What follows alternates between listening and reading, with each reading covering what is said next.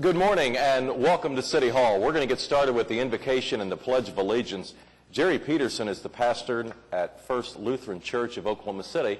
As a special gift today, he has some posters that emulate Oklahoma City's earliest days in 1889, an event that was held in the summer of that year, and he's going to hand them out to council.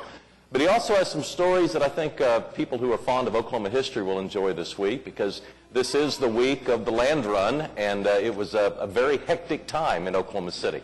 After the invocation, I'll ask Councilwoman Salyer if she'll lead us in the Pledge of Allegiance. But at this point, would everyone stand? Let's pray. Gracious Heavenly Father, we thank you for your presence here this morning. Thank you for each one of the men and women who are serving to make a difference in our city. We thank you for all that you have accomplished through our years, and especially, as has been mentioned, that we've just again celebrated another anniversary from the time of the land run in which this city rose from the prairie. We pray that your presence, your blessing would be upon this meeting today, that all that is decided will further the city and the state and be an ultimate light to the nation. In your name we pray. Amen. Amen. Please join me in the Pledge of Allegiance. Pledge of allegiance to the flag of the United States of America and to the republic for which it stands, one nation, under God, indivisible, with liberty and justice for all. And Pastor Peterson, you want to tell us more about that first week? Yeah, and I appreciate it. I had four choices when I was asked if I would do the invocation, and I intentionally chose this date closest to the land run, of April 22nd. 3 years ago, we had a chest that was opened from the basement that had been there for a century. And I've also brought a little booklet that has a list of the contents in it. One of the things was a book of the city builders with over 900 names of the leaders at that time. But along with that, Angelo C. Scott, who was the man chosen the day after the land run to seek 13 other men who would become the Committee of 14 to organize Oklahoma City, he was asked to write a 1 week history after the land run. Well, they set up two survey teams, one from the north, one from the south. The north survey team ended up not following a true north, but actually went along the Santa Fe Railroad line, which was not true north. As they came to the center, they came to realize that the boundaries were not matching up. And there was real concern that there was going to be some really upset people. And they went into an emergency session, which would have been today in 1889. It was on a Friday. And the survey teams and so forth all got together. The Committee of 14 came up with an agreement. They put a boy on the horse Saturday afternoon with a bell ringing through the city that there would be a meeting at dusk. And this is just a closing paragraph that, to me, are the roots of our city, and it's part of what former Mayor Ron Norick said a year ago in terms of the DNA of our city. These were the words of Angelo C. Scott. The great assembly came together again at dusk, this time at the corner of Main and Broadway. Flaring torches did their best to dissipate the darkness and revealed the faces of thousands anxious for a peaceful and reasonable settlement. The report was read amid profound silence. It was at once seen to be a happy solution for all concerned. And as the last words left the reader's lips, a mighty shout succeeded the tense silence. When this had subsided, a preacher named W.P. Shaw, whose towering height had made him a marked man throughout the week, and who had a mouth like the crater of Vesuvius and the voice like the thunders of Sinai, slowly uplifted himself and stretching forth his arms of phenomenal sweep cried, "Let us sing, praise God from whom all blessings flow." And perhaps the great doxology was never sung more heartily. So this was, back in 1889. So thank you for allowing me to share part of that story.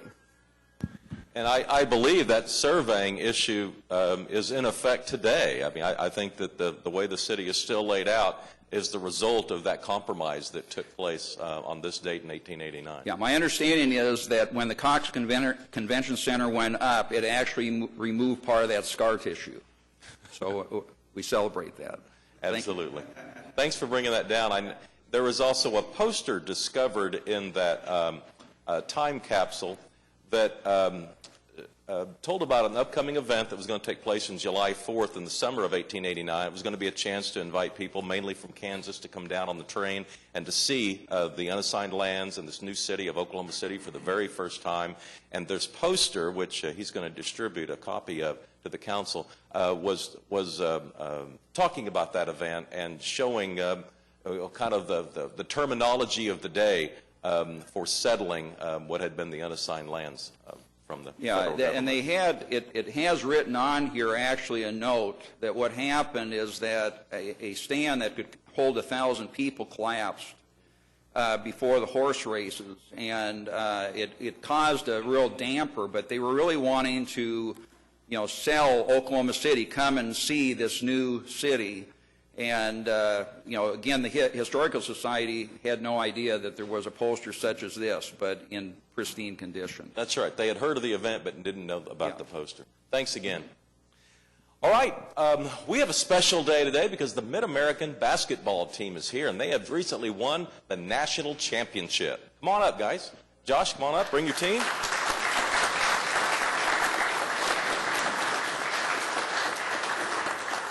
This is Mid-American Christian University, located in South Oklahoma City. We have a citation. I'll ask the clerk to read it as we get settled up here. Whereas the Mid-American Christian University Evangels won its first NAIA national championship with a 100-99 upset of the top-ranked Georgetown, Kentucky.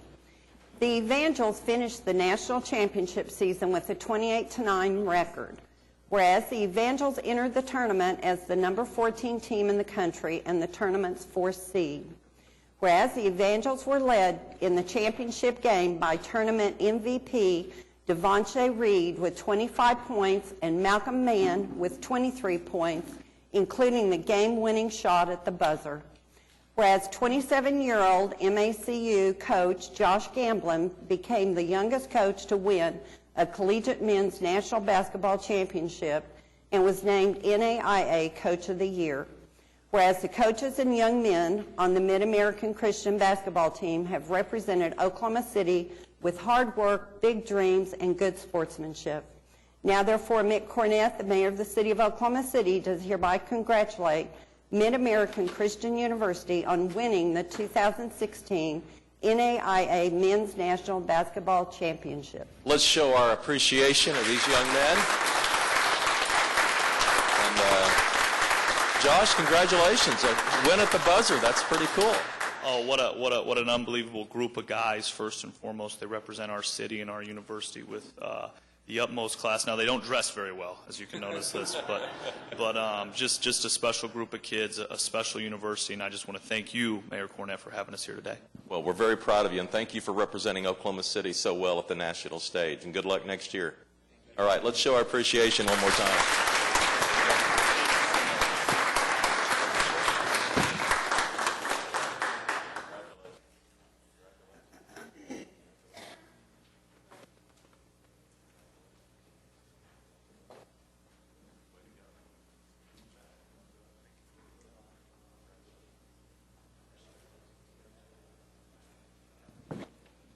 That's a tall group of young men right there. There wasn't a short one in the bunch. It is also the month where we draw attention to the finest police officers in America, and we have some of our police officers here today for Police Appreciation Month. Chief City, why don't you bring everybody up, and we have a proclamation we'll read. Whereas police officers make a valuable contribution to our community by serving and protecting our citizens. The dedication and desire of Oklahoma City police officers to preserve a peaceful quality of life for all citizens is their foremost goal. Whereas daily life-threatening hazards are an accepted requirement of the profession and most appreciated by a grateful public. Whereas certain events within the month of May lend themselves towards the positive recognition of Oklahoma City law enforcement personnel. The city wishes to announce the following days of observance and the activities planned in recognition thereof. May 1st, National Law Day. May 6th, Oklahoma City Police Department Awards Banquet. May 15th, National Police Officers Memorial Day. May 15th through 21st is National Police Week. May 20th, Oklahoma City Police Memorial Service. And also on May 20th is the Oklahoma State Law Enforcement Memorial Service. Now therefore, Mick Cornett, the Mayor of the City of Oklahoma City, does hereby proclaim the month of May 2016 as Police Appreciation Month in Oklahoma City, and in recognition of the outstanding performance, service, and competence exhibited by the Oklahoma City police officers. Let's show how proud we are of our police officers. Chief? Thank you, Mayor. I just want to say on behalf of the men and women of the Oklahoma City Police Department, really do appreciate the mayor and the council's support over the years. I've always said we've got the best city to be a part of law enforcement in, because the support is tremendous. We have good government, we have great citizens, have a lot of good things going on in this city, and we're very proud to serve. So thank you very much for this month of recognition. Thank you, and as we appreciate you, those of us up here should thank the citizens of Oklahoma City for time and time again for investing in public safety, passing the bond issues that allow us to build a new police station, and certainly through the years passing initiative after initiative showing their support for public safety of police and fire. So thank you guys. We appreciate what you do for us. Thanks very much. You bet. Thanks. Thank you.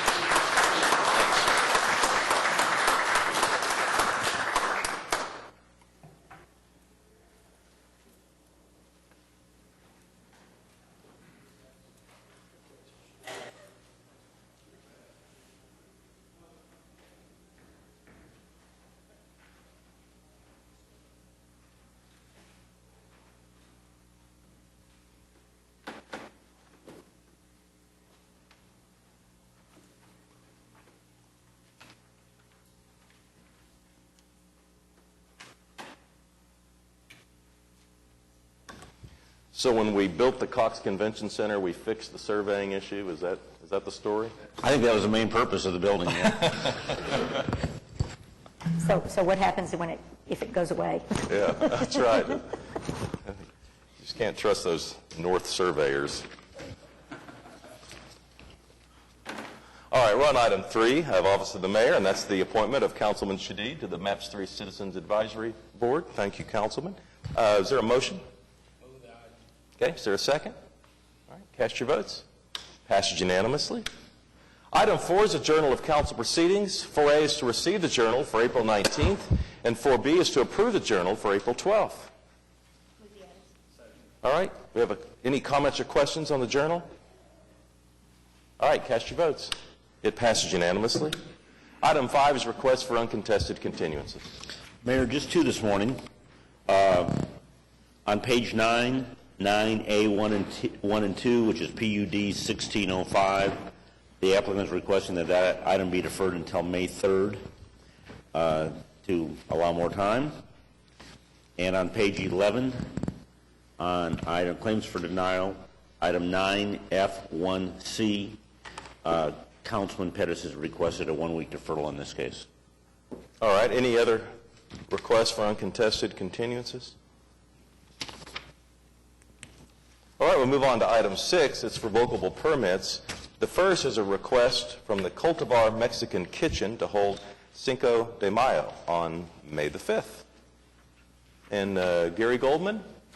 Yeah, Gary, come on up. Morning. Good morning. Tell us about this event. What's that? Tell us about this event. So the event will celebrate Cinco de Mayo. Cultivar Mexican Kitchen's a new restaurant just opened on Automobile Alley about 5 weeks ago. Hope that all of you have come or planning to come.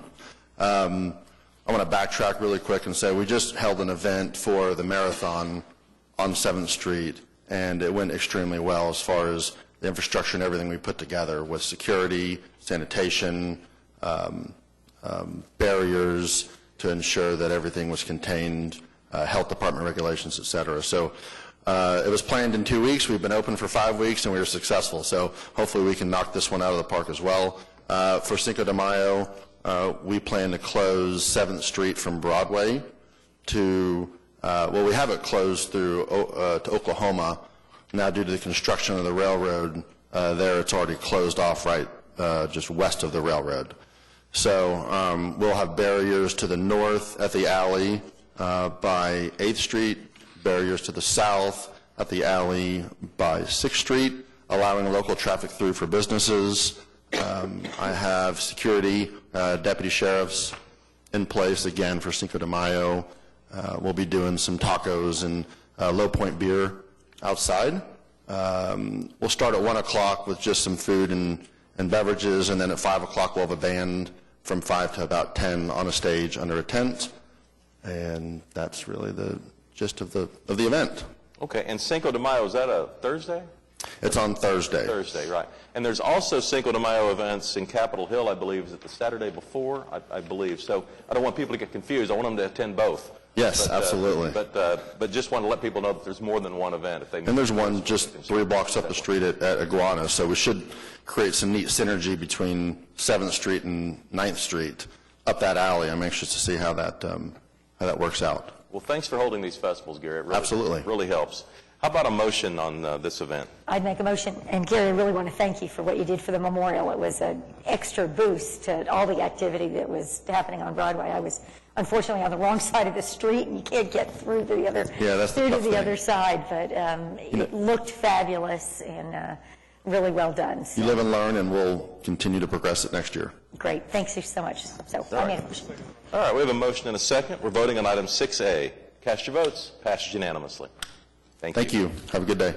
Item 6B is a request from the Paseo Arts Association to host the Paseo Arts Festival. Morning, Amanda. I'll need names and addresses for the record, but thank you for coming down today.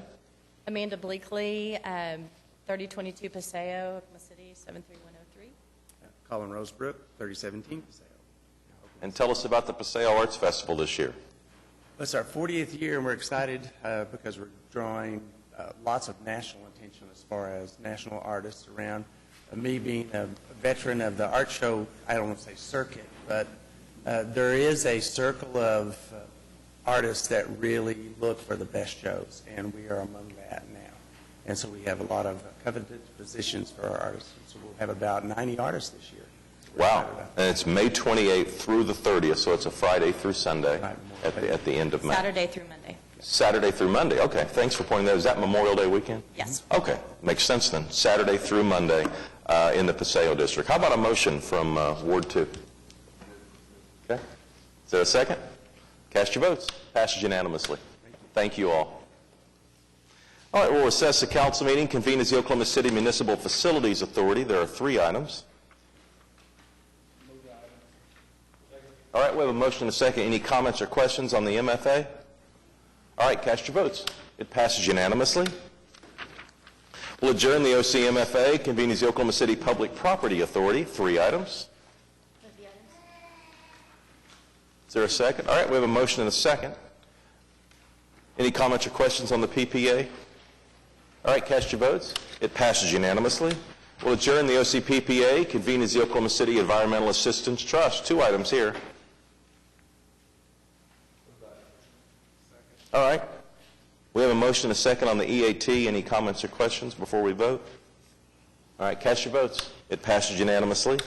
We'll adjourn the OCEAT and reconvene the council meeting with a consent docket. All right, are there any individual considerations? Yes, Mr. Mayor. Item 7J. Okay. All right, John, why don't you jump in there on J? H, please. Okay. Is Eric in? He's on his way.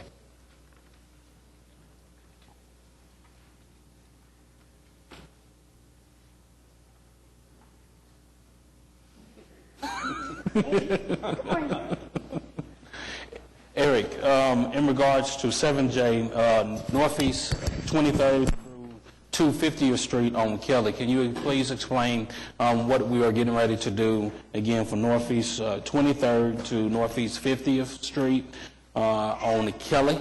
And can you also give the time frame? Thank you, Mr. Councilman. So I'd be happy to. So on North Kelly, we actually have a number of projects that are scheduled to come out here over the next several years, and the first of those is the item that's on your agenda today. This is the specifications to be advertised for bid for resurfacing. So for this particular section, from 23rd to 50th, we're talking about resurfacing the existing street and putting a brand-new layer that's going to smooth out the ride for a lot of the customers that are in the area. But we're going to be bidding this project in May, just this next month, and then construction's expected to begin in July.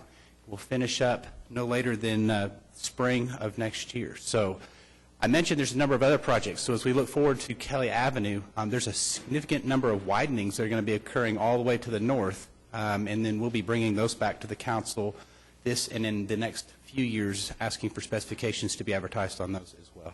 All right, thank you. Now, with Kelly, a portion of Kelly between 23rd and 36th, the street is very narrow. So with the resurfacing, we'll be able to fix that, correct? We're looking at all opportunities for that. There are some right-of-way limitations, but yes, we're aware of the narrowed lanes of those locations, and we're going to do everything we can to see about widening if possible. But they wouldn't be full additional lanes. We're just talking about some feet of widening at those. All right, thank you. This is a letter to applying for the U.S. EPA's Greening America's Capitals Technical Assistance Grant. Basically, they've done this in 26 capital cities so far. They come in, it's not a grant with money, but they come in with technical assistance. A lot of experts come in.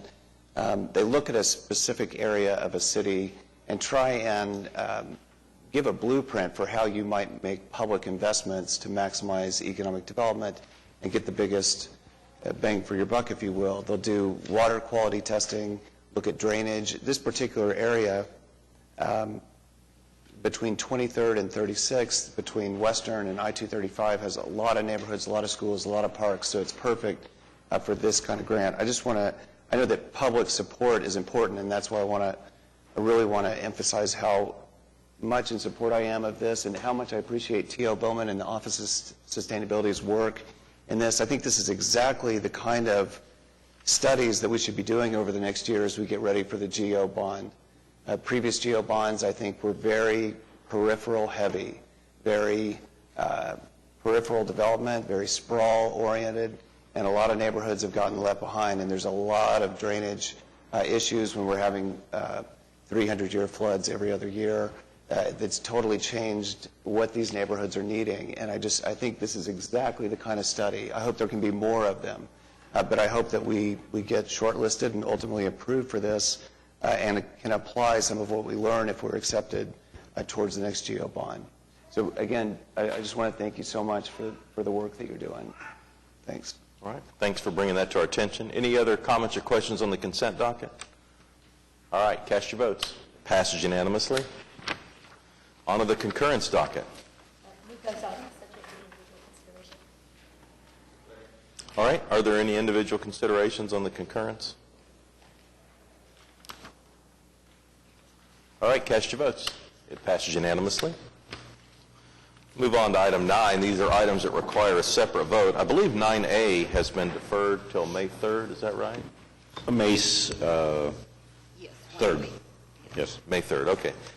Moves us on to 9B, and this is the continuing saga of the development fees. And Jim, do you want to kind of get us started off here?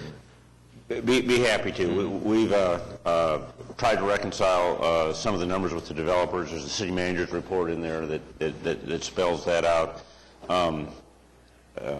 There have been meetings over the last several weeks to try to come up with a compromise position.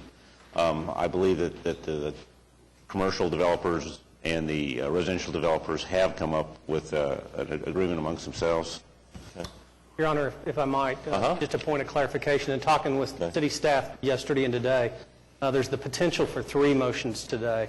The first motion is the amendments that are a part of the agenda, and that was the amendments that the residential folks wanted placed into the ordinance that was discussed on March 29th. So as far as that housekeeping matter is concerned, I'd move that the amendments that are a part of our agenda be adopted at this time. Second. All right, we have a motion, a second. This would be on 9B1. This is on the amendment. these were the requests made by the residential folks early on that we've been working with for quite some time. This is It was yes, sir. carrying capacity of pools, a bond issue, et cetera. All right. Cast your votes. The amendment passes.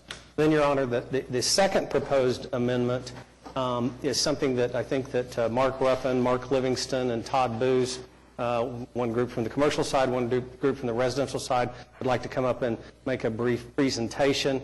The one thing I would say, Councilman Greenwell had asked that the developers come together with city staff and try to compare apples to apples. And in the last 2 weeks, there has been a tremendous amount of work done to try to do that and to try to quantify numbers that everybody could feel were accurate and people were comfortable with. And so I would specifically like to thank, because literally hundreds of hours were spent by Aubrey Hammondtree, Craig Keith, Jeff Butler, Philip Walters, Bob Tiener, Eric Winger, Craig Freeman, Doug Cooper, of course Jim Couch, Mark Livingston, Todd Booz, Mark Ruffin, and Jeff Van Hoos. And I'd just like to thank them for everybody working together and trying to come up with a solution. Okay. All right. Come on up.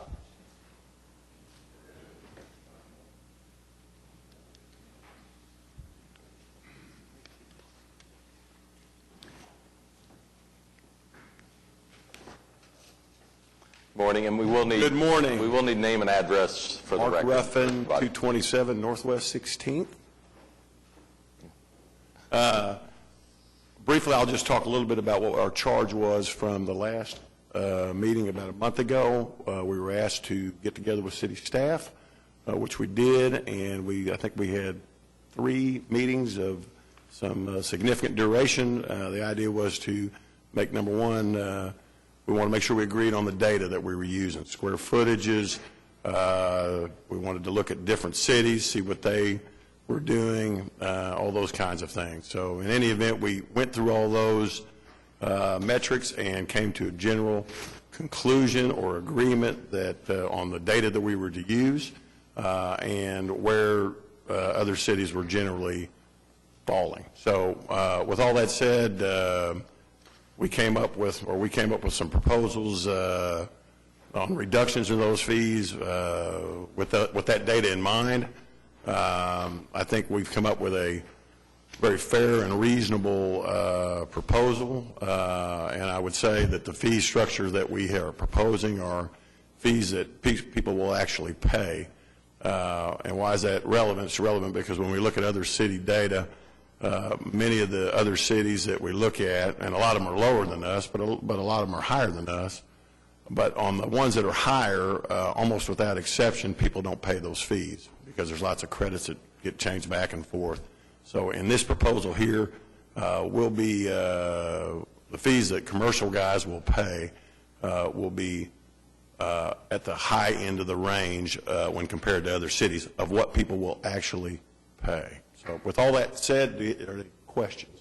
Yeah, and just, and again, another point of clarification.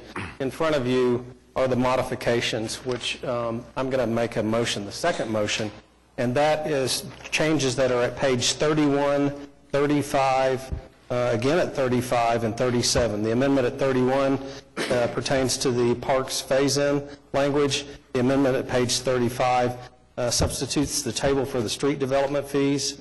The amendment at page 35, the second one, is the street development phase-in. And the last amendment is at page 37, which is an effective date. So at this time, I'd move to approve those items, amend those items to the ordinance. Second. All right.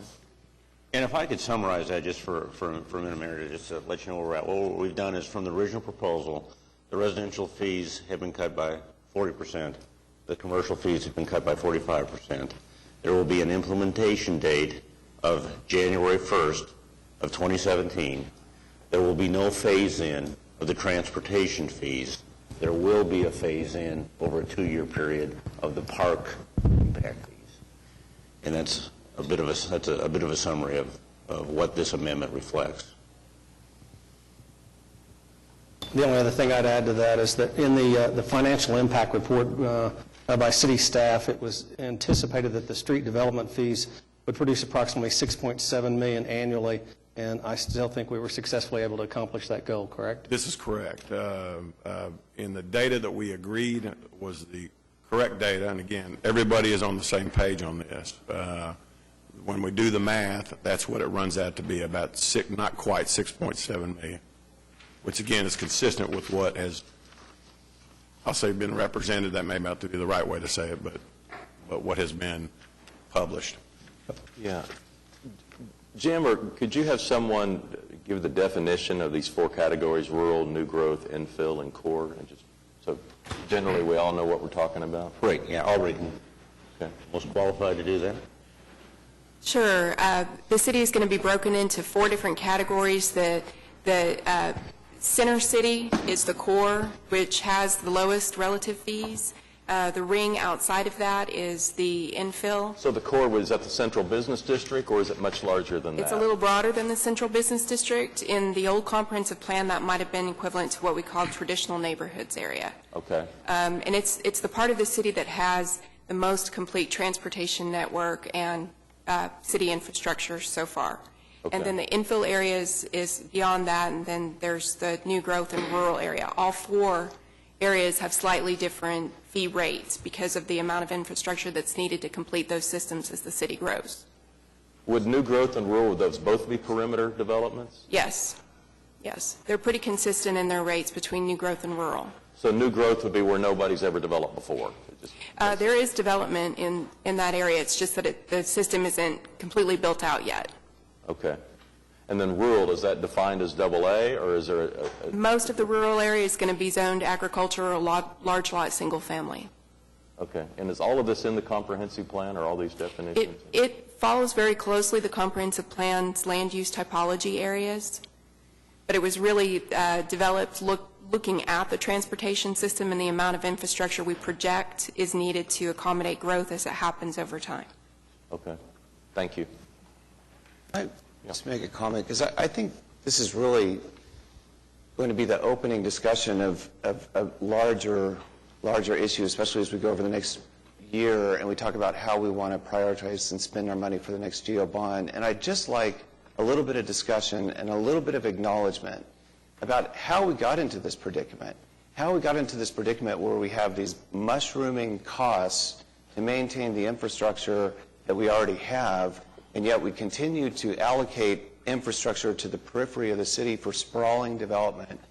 While the neighborhoods have their drainage issues, parks, all these needs mount up, how did we get into this position?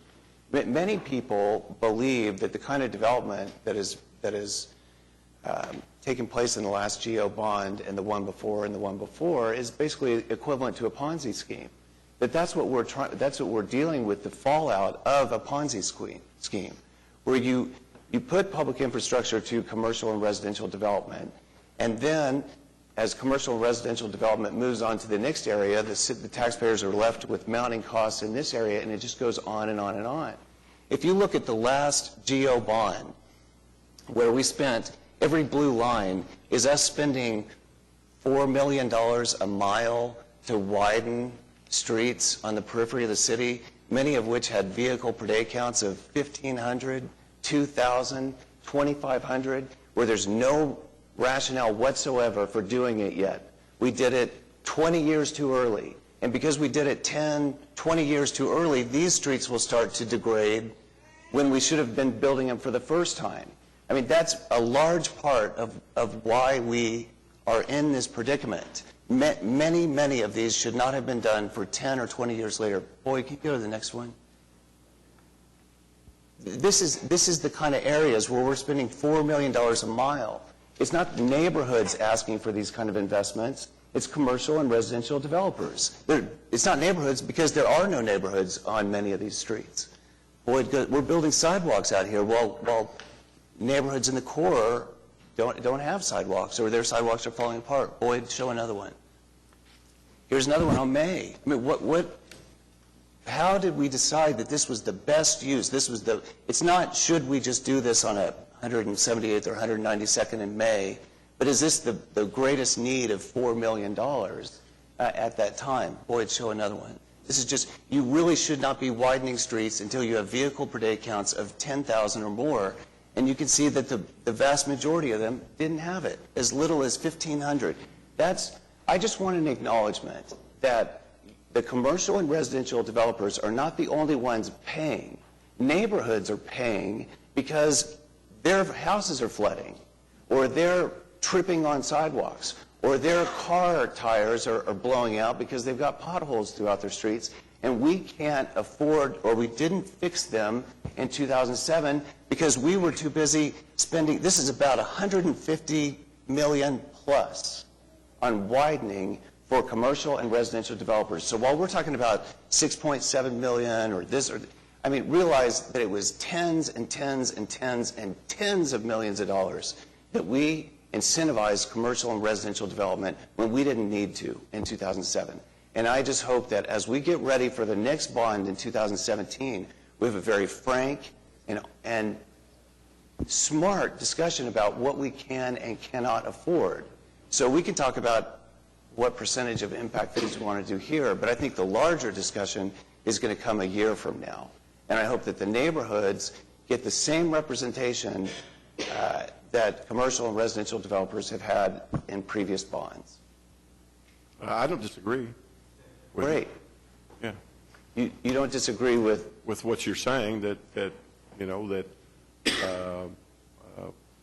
we obviously need to contribute more to what we're doing, and that's why we're here today. So as we get ready for the next bond, do you agree that the kind of growth that we've engaged in the past is not sustainable? I don't disagree with you at all, Councilman. Fantastic. And I think I had this conversation with the mayor yesterday. I don't disagree. I can say this. Every homeowners association meeting I go to in Ward 8, and I even sent out a survey to every HOA I could find in Ward 8, and the number one problem wasn't we don't have enough policemen or number two, firemen. The number one problem every time is the roads, and it's over and over and over. I drove Sarah Road the other day from 178th to 122nd. It's like a minefield. And so there are issues with the roads all over the city, and I think we need to engage in important discussions with our HOAs about the status of their roads in their neighborhood. Great. And I guess, Mayor, if I could just make an additional comment. I spoke last week about the Positively Paseo house that was built in Ward 7 that was such a fabulous infill project. I think this discussion leads us to a little bit further conversation about how we could drive behavior with infill with perhaps even some incentives rather than other ways. So I think this has been a very healthy conversation, and I appreciate all the work that everybody's done to come to the place we are today. My opinion has been, and I've said it to I think all of you, we need to get started. It's time. We need to do something. And we have the opportunity to take more and more looks at what makes Oklahoma City thrive, and it's all parts of our city. But I would like to specifically ask Aubrey perhaps that we take a little bit of a look in the future at what we might do in that inner city area to really look at incentivizing some development as well. Thank you. Pete conveyed to me the other day things that he's going to do in his ward with at least 2 meetings, I think you said, that you're going to have to discuss roads for the future GO bonds. We have poor road conditions all over the city. There's no question about that.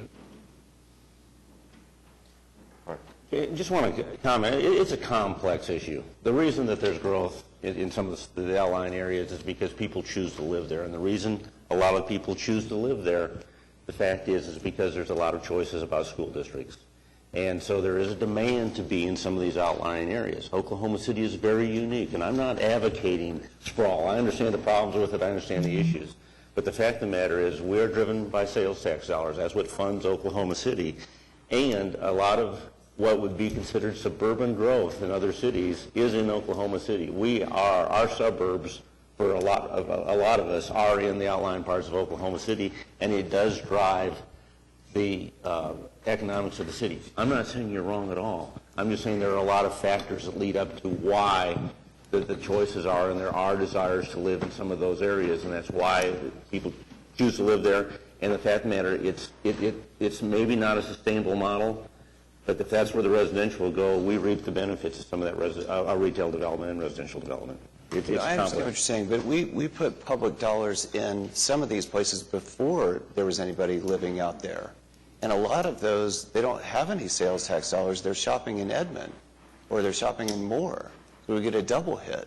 And not only did we put that into the bond, but we put it at the front of the list. So, I mean, you only do 1/12 of the GO bond. So we did all these widenings on 192nd Street, 178th in 2008, 2009, 2010.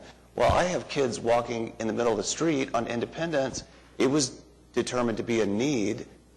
It's not going to be done until 2019. Well, while all this has already been done and nobody even lives out there. So not only was it put on the bond, it was prioritized to be done first in the bond. So can someone articulate for me why city staff came up with a number after literally years and years of work? Can somebody articulate for me why we're cutting this by 50% after this years and years of work that was done by city staff? They came up with a number. I haven't heard that argument. I mean, I wasn't privy to all these negotiations and these meetings. So I think the answer is yes, we did come up with a number that we thought would be a nice capture and help us offset some of the transportation costs out there. That was balanced with what the market forces were and what the residential and the commercial markets believed would be they could sustain at this point. But this is not what your staff is recommending. Your staff is we recommending. recommended our higher amounts, and it's 40 and 45% discount, yes. Okay. But I think the important thing, if you ask Aubrey, is once they looked at the numbers, and they went through this process that Councilman Greenwell suggested, where we look at different cities, there were different data points that were looked at, different data points that were considered, and it's not a 50% cut. In effect, where we're ending up is at the same place with streets at roughly $6.7 million, just a little under $6.7 million, correct? Yes. Is that correct, Aubrey? Yeah, I might just say when we began this process of trying to figure out what a fee Oklahoma City needed and what could be supported by our local market, we went into it asking for the input from the local developers as to what they understood they could support in this market. And so our goal this entire time was to come up with a fee structure and an ordinance that was fair, that was legally defensible, and that our economy and our developers would support. So as we went through that process, we got a lot further along in our discussions with residential developers than we did on the non-residential because of the nature of non-residential development being so different in the way that development is done. So in our attempt to come up with a fair non-residential fee structure, we tried to do some pro forma analyses, tried to analyze how much the market could bear, tried to get feedback. We were not able to get kind of a cohesive group together to really help us dig into those numbers and look at it until we started working with them after the introduction of the ordinance the first time around. And since then, we've dug into numbers a lot deeper. We've worked with people, and they've come back with something that they believe they can support. Yeah, I mean, staff has done a tremendous job. The work they did in the fall of 2014 and the summer of 2015, the first part of this year, and then especially in the last 2 weeks, where there's been hours and hours and hours spent by many, many people, and I'm very proud of that work. See, I just don't understand, Aubrey, because you worked with the residential developers, and you came up with an agreement over a long period of time, and then I met with you and Mark and the residential developers, and we had an agreement that the market could sustain what city staff was originally proposing.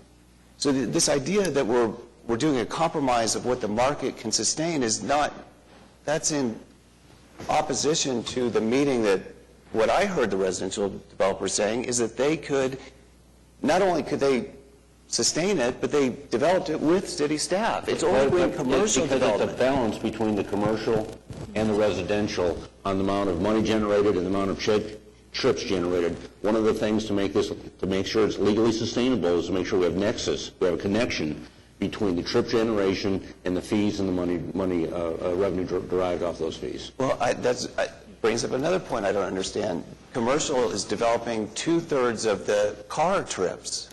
So why are we doing a 50-50 split? If commercial development is driving the car split, you've got the semis, they're doing the more damage to the streets than the residential. Why the fixation on the 50-50 split? I can tell you this, in looking at the different cities, those percentages vary all over the country. For example, in Fort Worth, it's 80% residential and 20% commercial.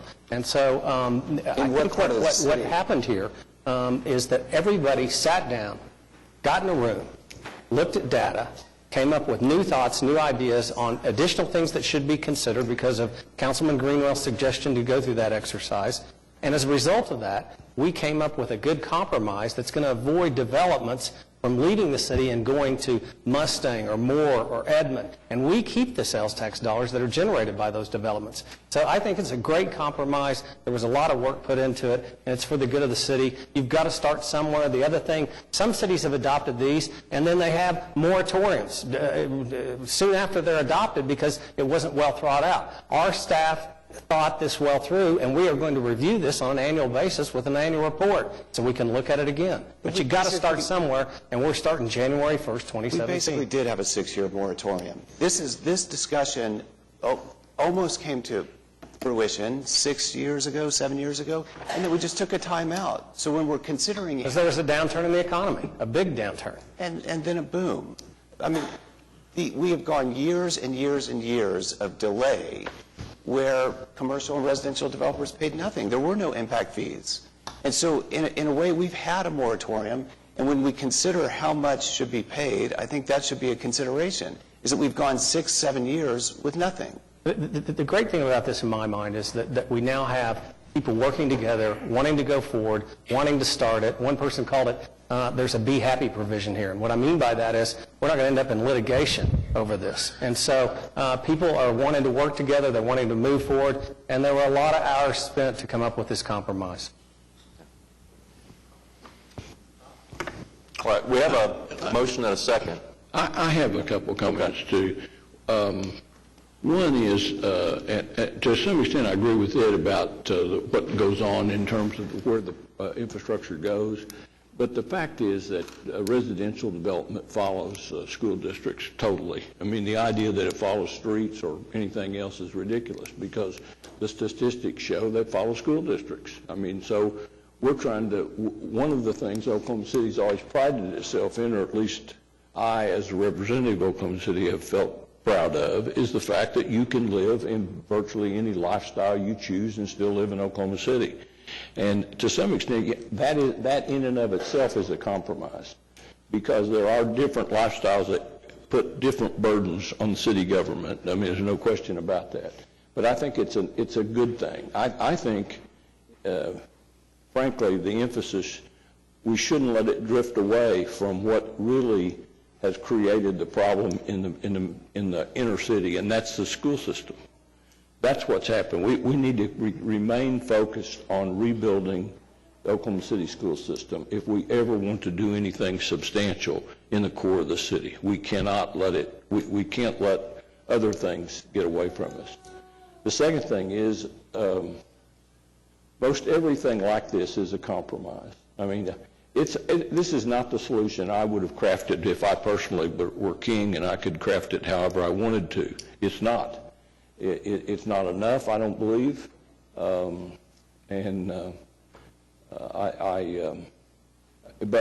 it is a start. It gets us off the dime. We're starting to move. In terms of what the projections are, those are just projections. We don't really know what it's going to generate. We need to have it in place in some form for a period of time so we can then come back and analyze it. I have a question about the annual review. Is that a review or is that just a white paper that says this is what we generated? Does somebody know exactly what that amounts to? So what we'll provide, and it's required in legislation, is that we'll just provide a summary of here's how much was collected, where it was, in what areas it was spent in. So it'll just be an annual report, like a financial report, basically, of what what was collected and what was done with the fees. That's not a review trigger other than unless someone makes it one then. So it's a summary report that will be provided to the council. There's also a requirement that, so it'll be an increase will be adjusted based upon the construction inflation factor, but that information will be brought to the council in a public meeting. It won't have to be voted separately unless the council requests any change, but that would be built into where that's an adjustment. Say that again. So there's an adjustment that will be in there for inflation on the fees. There will not be anything that's required in a vote, but there will be a requirement that that information is brought to the council in a public meeting prior to the time that it goes into effect. Okay. So it is adjusted for inflation? At least. Yes, it is. Well, that's a step forward. The first one of these I've got to tell this story again. It's part of being 100 years old. I get to tell the story again. But we did this in 1986 with the tap fees, and it was a year-long war to get it done. Just water tap fees. And I had 5 votes to put it together. And council operated a little differently then than it does now. And the day of the election, the day of the vote, one council member with city wasn't going to support it because it wasn't enough money and because we'd never change it.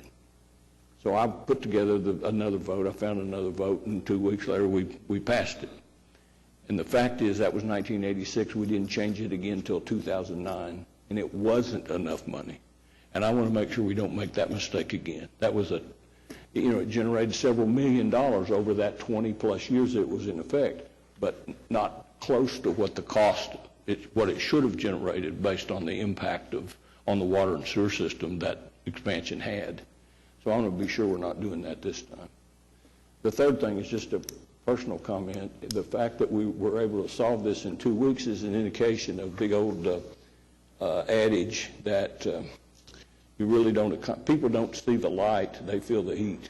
And I think that's exactly what's happened. And however it came about, I'm glad there's something here to vote on today so we can get moving forward.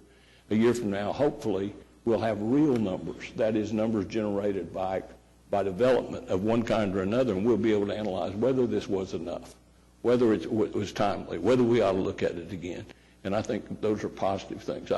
Ed, I don't disagree with you that it's probably not enough, but you're not king, and I'm not king, and you and I together aren't close to king. You've got to get more votes than 2. So I'm in favor of moving forward with it, and because I just think it's the thing to do. We need to get off the conversation and into action. All right. Any other comments or questions, Larry? Yeah, there's one thing that's been left out of the discussion so far, which is a very real phenomenon, if you will, or occurrence in Ward 3. There is a very significant development that is planned for the intersection of Check Hall Road and I-40, which happens to be within a stone's throw of the Yukon city limits. And as we're formulating this moving forward, one of the things we have to consider is, are we inhibiting growth and forcing growth to move across a city boundary and lose a significant source of tax revenue? And I have a letter, as you do, from a very well-meaning developer who says, hey, I'm about to do this, and my store will not go in Oklahoma City. It'll go in Yukon unless this thing is competitively arranged. And I think that has to be considered all. And I think, again, while this is not the ultimate or perfect solution, it is moving forward. And it's exciting to see that we are moving forward, and we will have to adjust it either up or down as we move forward, because competitive influences will also have to be brought to bear. Thank you, Your Honor. All right. Ready to vote? So how do I vote with city staff's recommendation? What are we voting on now? We're voting on the amendment that Councilman Stonecipher heard. Yeah. Okay. All right. Cast your votes. Passes 8-1. And then, Your Honor, there's one other thing I'm told procedurally that we now need to have a third motion that adopts all the amendments to make it complete. That puts the bow on it. It's the ordinance. Yes, the ordinance. I'm sorry. Okay. I make the motion. All right. Cast your votes. Passes. Ed, did you want to vote no? Okay. 9-0.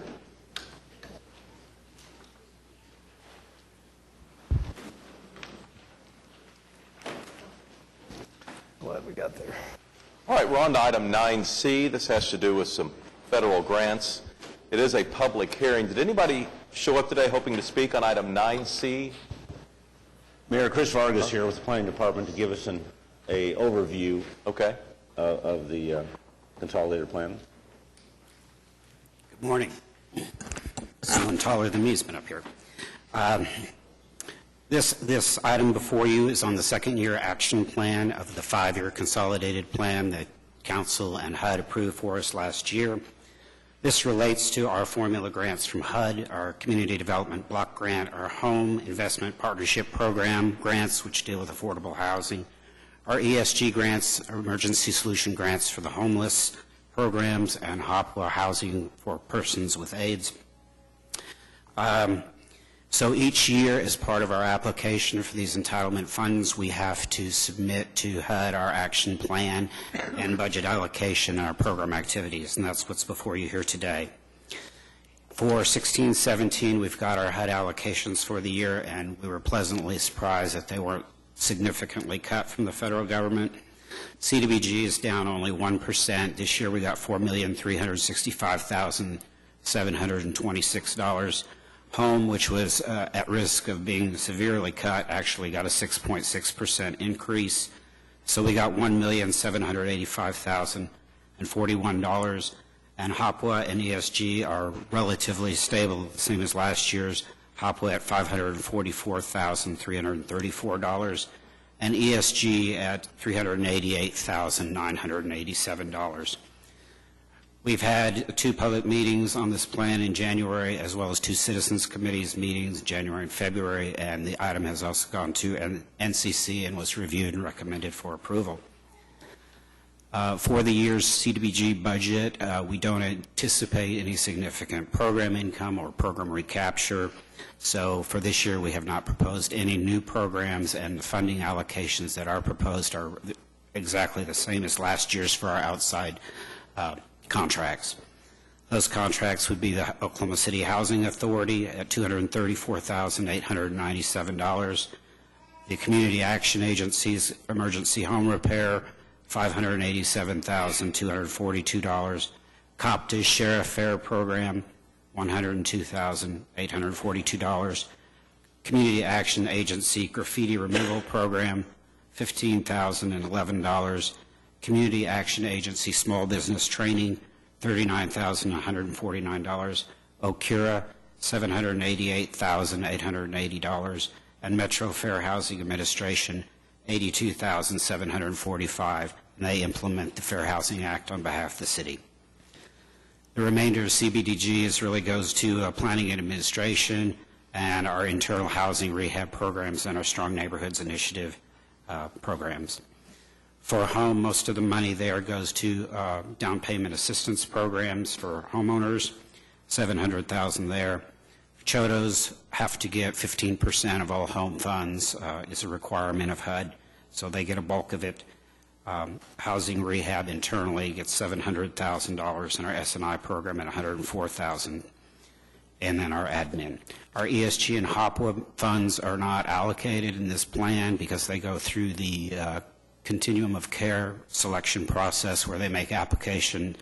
The Continuum of Care Committee makes recommendations, funding recommendations, and they go through Social Services Committee, and we'll come back to you at a later time. Thank you. That's a summary of the proposal. Yeah, Ed? So maybe Kathy, what do we do with the $788,000 that goes to OCURA? I mean, how does OCURA use that? OCURA uses that in the 3 closeout areas that are still related from urban renewal days, the 1979 closeout agreements, in that the city had some commitment to continuing to fund those areas until all the urban renewal projects are completed.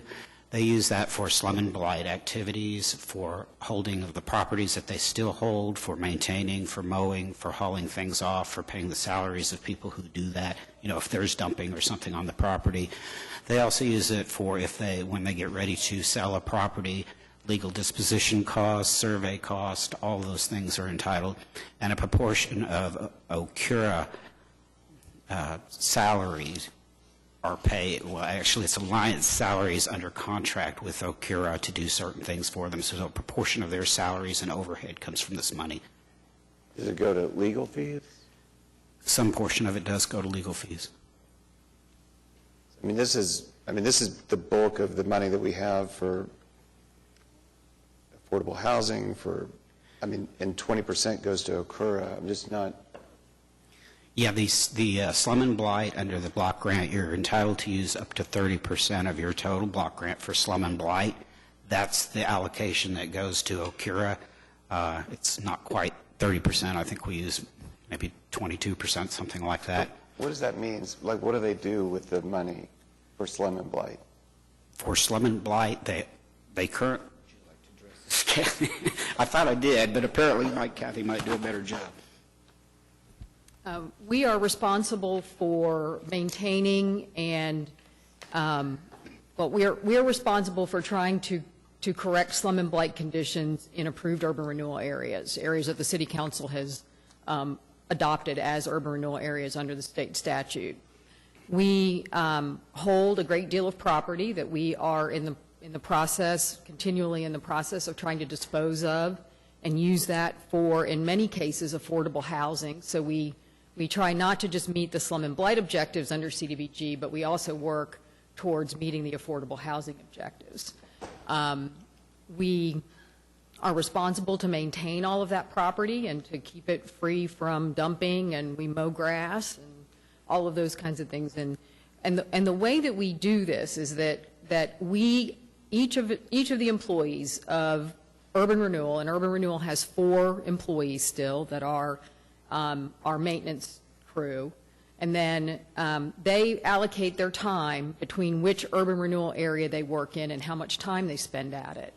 And then the Alliance staff also allocates all of its time, and so we use actual hours worked in the urban renewal areas and request reimbursement for those costs to the city. So the $788,000 is a budget allocation. In some years, we don't actually spend that much because it is based upon our actual costs and how much money we actually spend working in those urban renewal areas. So if you don't spend all of it, where does it go? Usually it is provided back to the Urban Renewal Authority to undertake affordable housing activities. So last year, did we do a similar amount, like 800,000? I think last year we got about a little bit over $1 million because we have an affordable housing loan fund that we administer on behalf of the city, plus the $788,000. So are there any examples of what we did over the last year with that $1 million in terms of affordable housing? Well, we have, and it wasn't a part of the $1 million, it was actually more a part of the 788. We have several single-family homes that are under development working with the city as affordable housing. So they have to qualify under the CDBG rules. The purchasers of those homes have to income qualify. We work with private developers to do that work. We don't develop single-family homes in-house. We work with private developers. And actually, the Positively Paseo house that you mentioned was a piece of urban renewal property. We have 2 loans that we're working on right now for the affordable housing program. They would both be multifamily developments. One is the old Sunbeam Family Services building at 21st and Walker, roughly, 22nd and Walker. And then the other one is a loan that we have to redevelop the Dunbar School. And both of those would be developed as affordable housing. Dunbar, more than likely, as a low-income housing tax credit senior project. Is there somewhere that lays out the budget for the 800,000 or the 788,000? Yes, we provide a budget each year to the city. Okay, thanks. And it's adopted by the board. Okay. I think the really positive thing about this is my rough numbers. So this is about $8 million coming into the city that we frequently lament around this horseshoe, the woeful underfunding from the general fund of our social services positions, and these are the dollars that supplement that, along with the private dollars that come from the faith-based community and others. But these dollars are critically important to serving the underserved neighborhoods in this community where we don't have the general fund dollars to do that. Okay, thank you. All right, are we ready to vote on item 9C? All right, cast your votes. It passes unanimously. Item 9D, I understand we need executive session on this item? We do. All right, how about a motion to send 9D to executive session? Cast your votes. Passes unanimously. And item 9E, I understand we do need executive session. How about a motion there? All right, cast your votes. And that item moves into executive session as well. Item 9F is claims recommended for denial. Looks like we have one person that's signed up to speak. Antoine Clark and Amber Clark? Yeah. Come on up.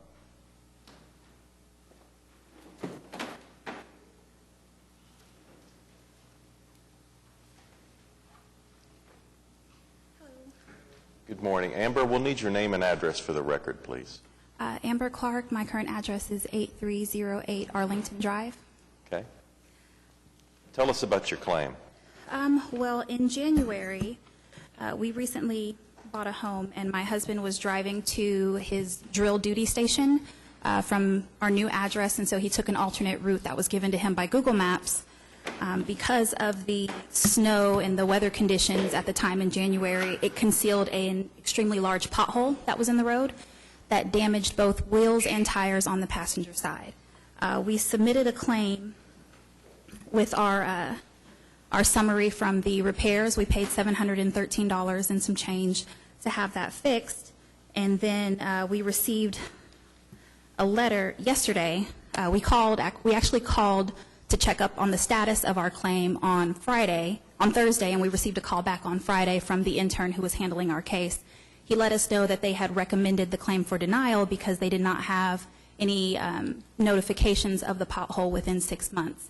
I called and spoke to our attorney on Friday, who had advised us that because the pothole had been there for so long and it was so large, that in fact that constituted what's listed here in this notice as constructive notice, and that the city was still liable for it because it had been a long-standing defect in the street.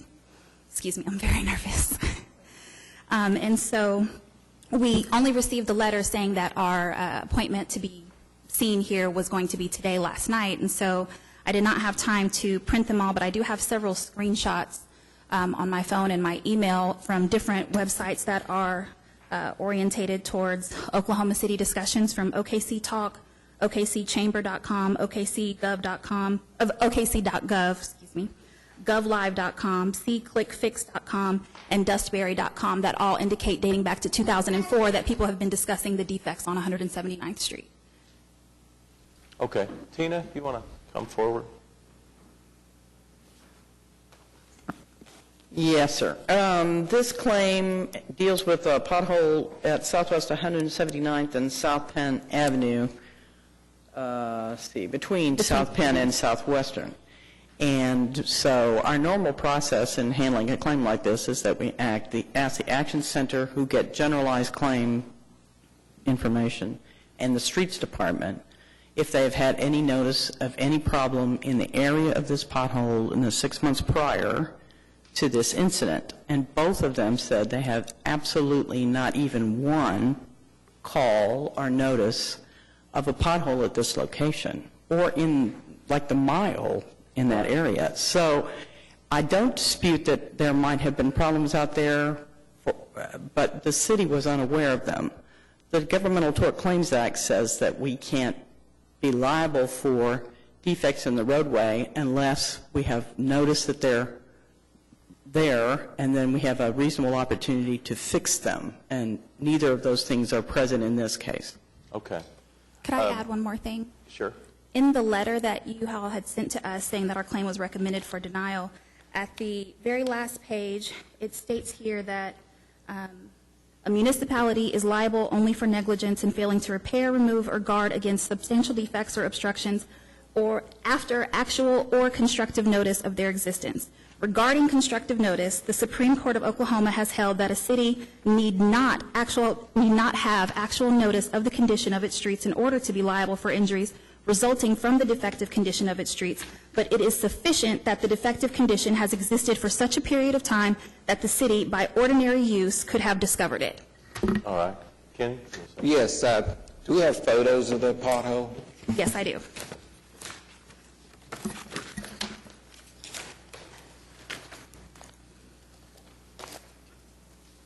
I'm not sure if the photos that she has. While we're getting the photos, could I just ask a quick question? Do we get data from OKC.gov as well? I mean, we're pushing citizens to use that. Yes. That goes to the Action Center, and anything that they sort that out and send it to the departments to deal with that. So that anything they get in like this would go straight to streets, and then they would check back up later to see what happened, especially if somebody called later and said, hey, that pothole's still there. Could I ask for clarification as to the address of where the accident or incident took place? It was Southwest 179th Street in between the block of Penn and Western Avenue. Thank you. That's a really interesting Supreme Court case.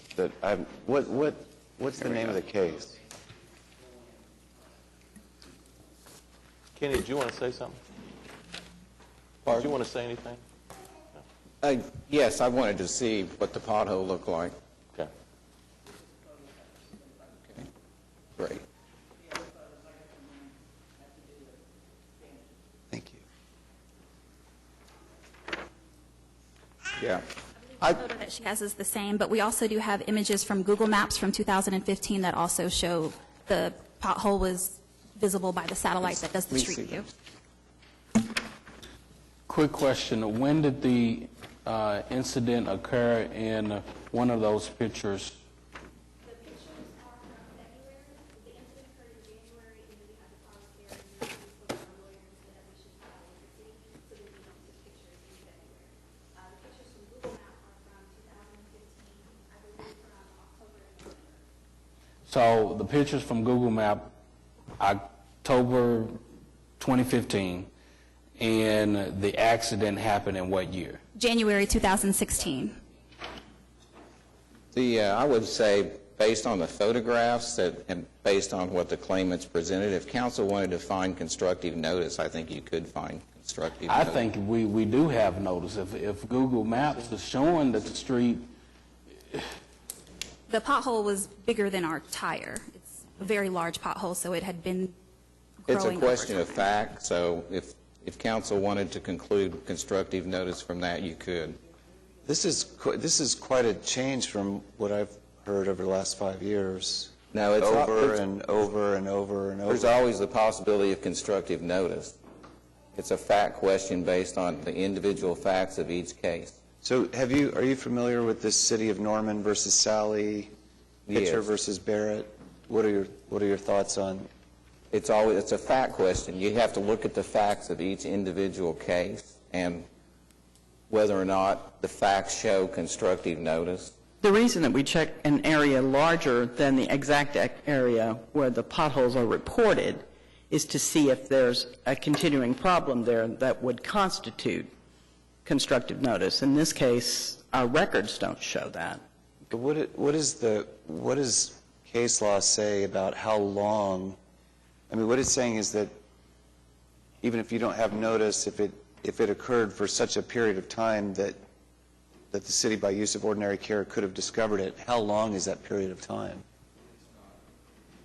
It's not quantified. It's for the question it's an issue for the trier of fact. So in this case, the council is the trier of fact. If they went to court, then if it was a small claim, the judge would be the trier of fact, or if it was a larger claim, then the jury is the trier of facts. And you just present the facts to that particular entity that decides the facts, and they can decide whether it's constructive notice or not.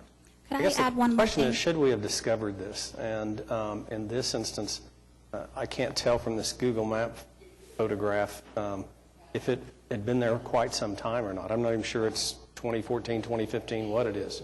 And so I'm not saying that we shouldn't be a trier of fact and we shouldn't consider her evidence. Do you have any other evidence besides this Google Map? Well, as I said, I have screenshots on my phone. I did not have time to print them I'm off. talking about the notice yesterday. evidence that would show that we should have been on notice of this prior to the date of the accident. Is there Other any- than the listings that were on the government website. What does that mean? Explain it to me. I'm not sure I follow it.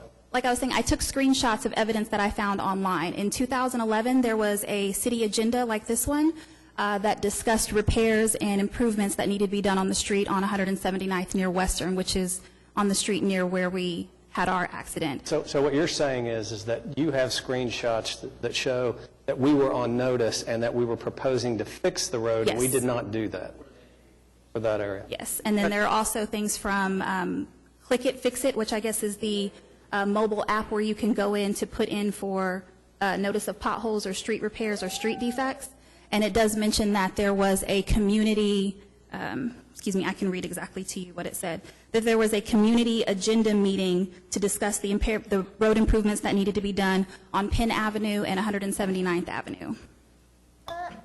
179th Street. What I'd suggest we do is that if she has this evidence, present it to city staff, let them look at it, and if we were on notice that there was a problem and that we had decided to fix it and we didn't fix it, we probably ought to pay for it. Yeah, I agree. Why don't we have the motion today for the items besides this one and allow her to continue to work with city staff, and if staff still believes that we need to review it again, we can do so. But I think we're also sensing here that there might have been a condition that's been in place quite some time. Our office was not presented with any Google Maps or any of the other screenshot stuff before, so we haven't had any chance to review any of that yet. Okay, So why don't you allow I us to... apologize, the screenshots are new, but the Google Maps images were included with my initial claim. I took the Google Maps images to indicate exactly where the pothole accident occurred and also the images of the pothole itself that we took. Amber, thanks for coming down and allowing us to review it one more time. Thank you. All right, thank you. All right, any other comments on claims recommended for denial? Do we have a motion yet? Okay, so the motion is for item F1, and then it's B through F, and not A. So, and which was deferred? C was deferred a week. C was deferred a week? And that was at the front of the meeting? Okay. And then A is going to be not part of this motion. All right, cast your votes. It passes unanimously. All right, item 10 is claims recommended for approval. All right, any comments or questions on anything listed under 10A? All right, cast your votes. It passes unanimously. Item 11 is items from council. Mark, you have anything else for us today? Just briefly, attended the Green Homeowners Association last Tuesday night, and it was their annual meeting. It was a large crowd, very engaging. On the whole, very happy with our city, but they were discussing roads, and it continues to be an issue. All right. John? All right, thank you, Mr. Mayor. It's been a while since I've given the Ward 7 sermon. Normally my sermons are an hour, but I will do a sermonette and do it less than 15 minutes. Here this morning we have the Delta Sigma Thetas. They have Delta Day at City Hall, and so would you all please stand so we can recognize you? Thank you all for coming out. This is their second year of doing Delta Day at City Hall. So again, thank you, Delta. The Delta sorority was formed in 1913 and has been very strong within not only the city of Oklahoma City, not only the state, but also across this country. So thank you all for what you all do.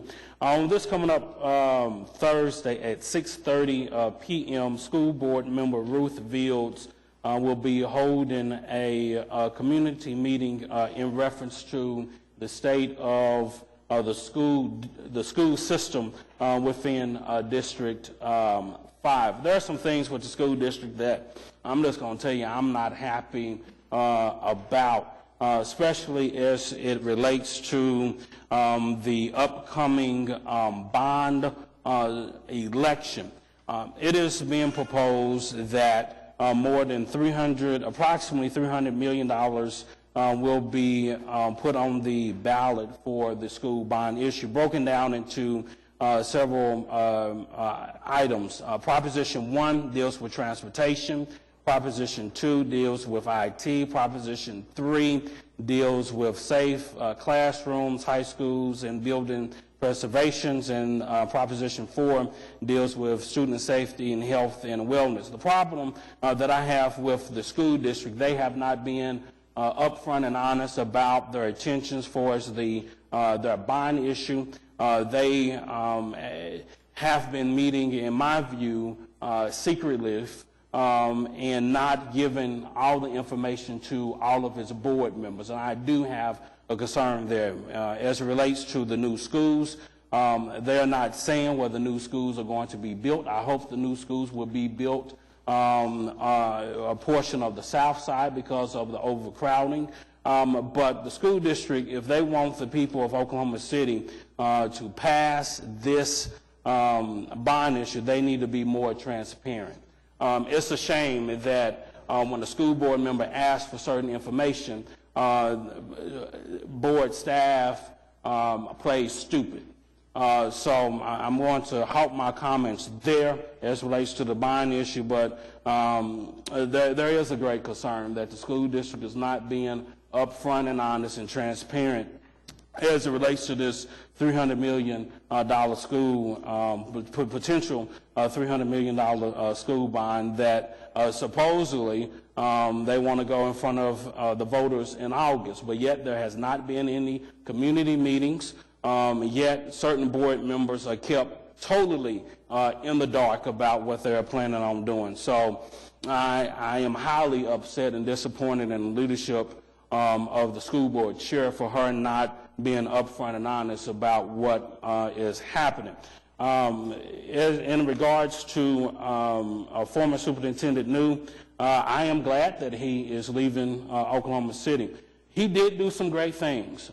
He did form what was the great conversation. He did talk about black students dying on the vine. He did talk about some issues that needed to be talked about. But during that same time, he was very divisive. The school superintendent should be in Oklahoma City and working nonstop for the school district, and I feel 24/7. The problem with New was he spent more time in Washington than he did here. And so I do have a problem with that, and so I am glad that he's gone. The interim superintendent, Alora Rohr, I think she is a great fit for the school district, and I'm going to support her all the way. Thank you, Mr. Mayor. All right. Can I ask you a question about that? How firm is the August date? Well, to my understanding, that's the date that they are pushing heavily. But again, there has not been any community engagement. The talks have been behind the closed doors. They have included some board members, but not all board members. And I have a huge issue with that. You're talking about spending $300 million, and you're not going to have a true public input, a public process, and you're not going to include all of the board members? So it would be... And for a case example, a board member, Ruth Fields, some time ago asked Scott Randall information as it relates to the bond issue.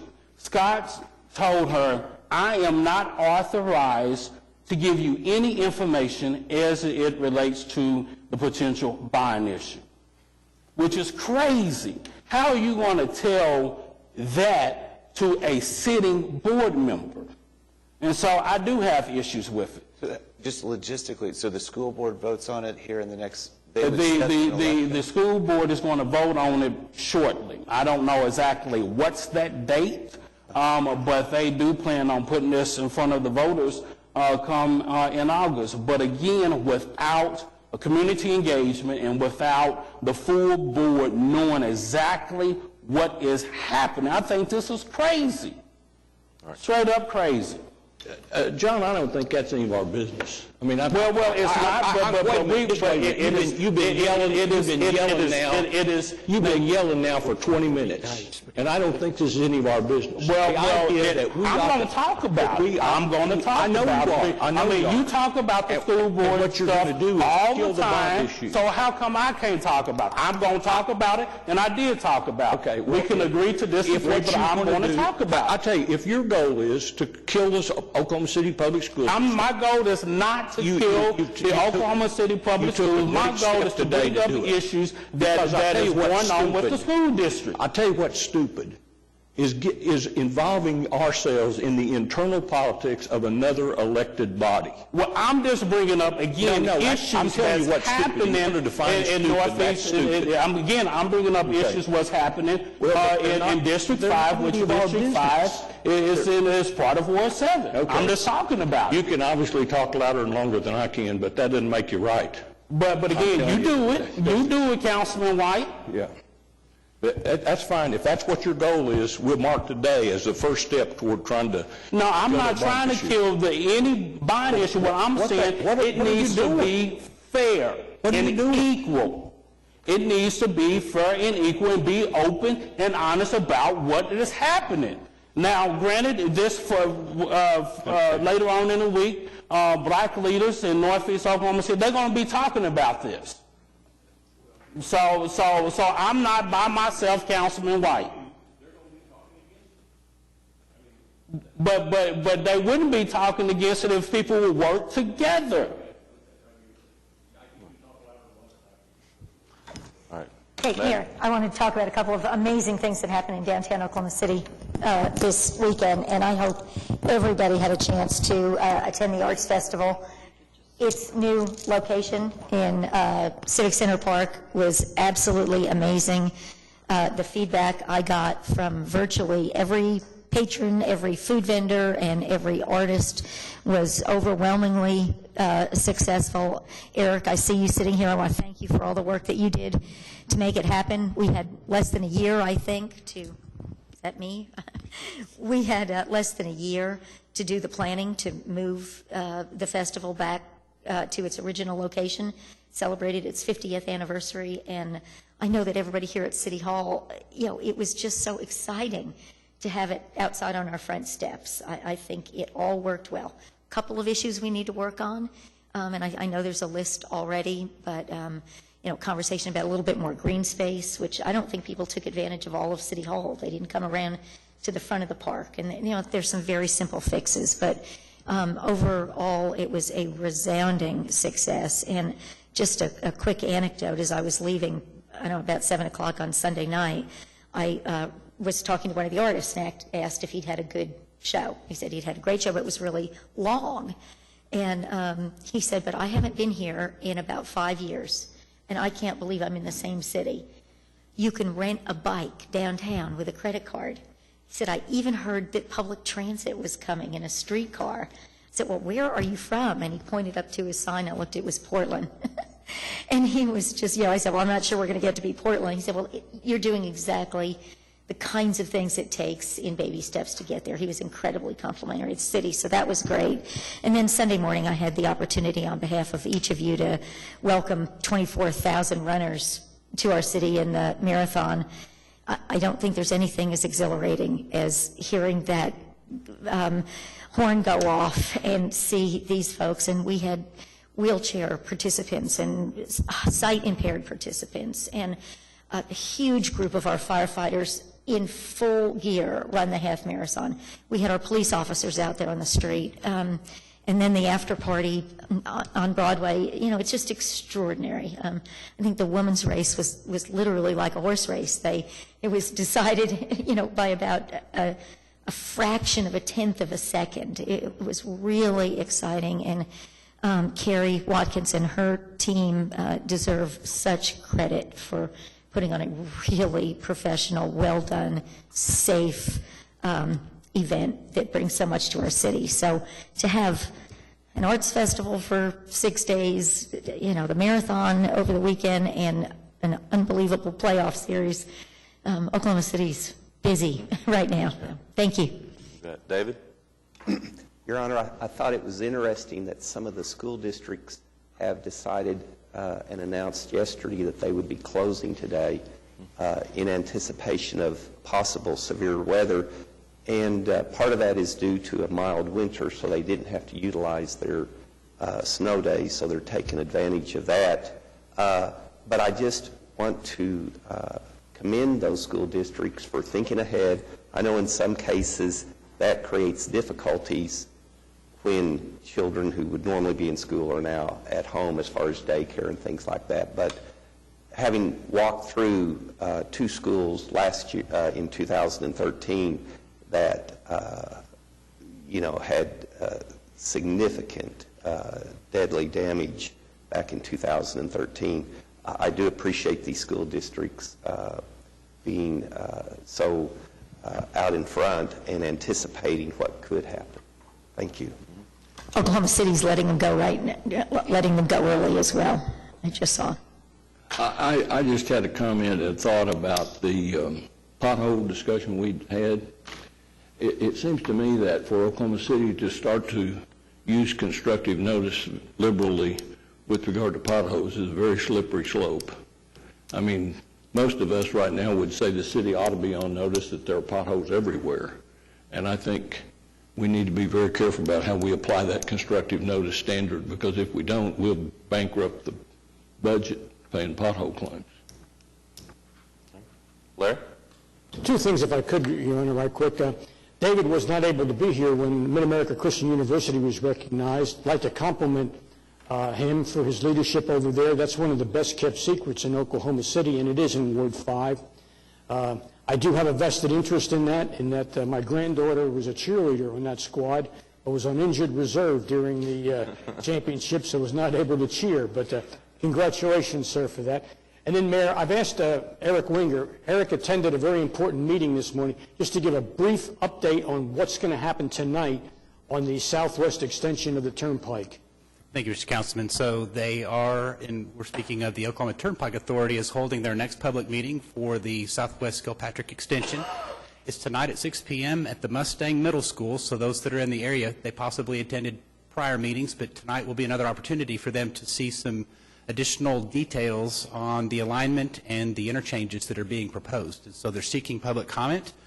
They are also observing some of the inclement weather that is forecast. They are not planning to cancel at this time, but should they see a low turnout or expect, they may actually schedule an additional meeting or two this week to make sure that they get all that input as much as possible. Yeah, it's a good so idea. for those in the area, make sure that if you can, attend tonight, but if not, because of weather, look for another alternate date.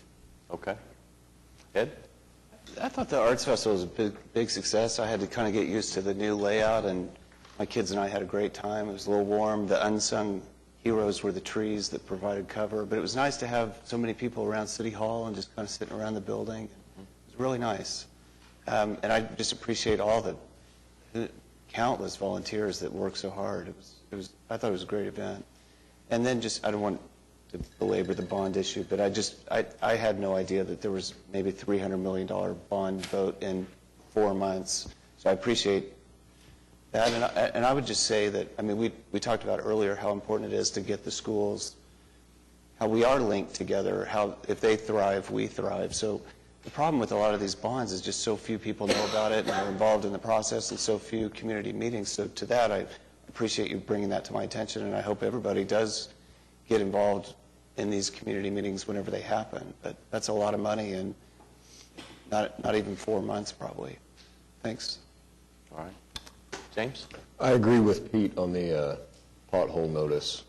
It is a slippery slope, and I think that if our action center can't find a call, email, some sort of app report of a pothole within 6 months of the area, I think that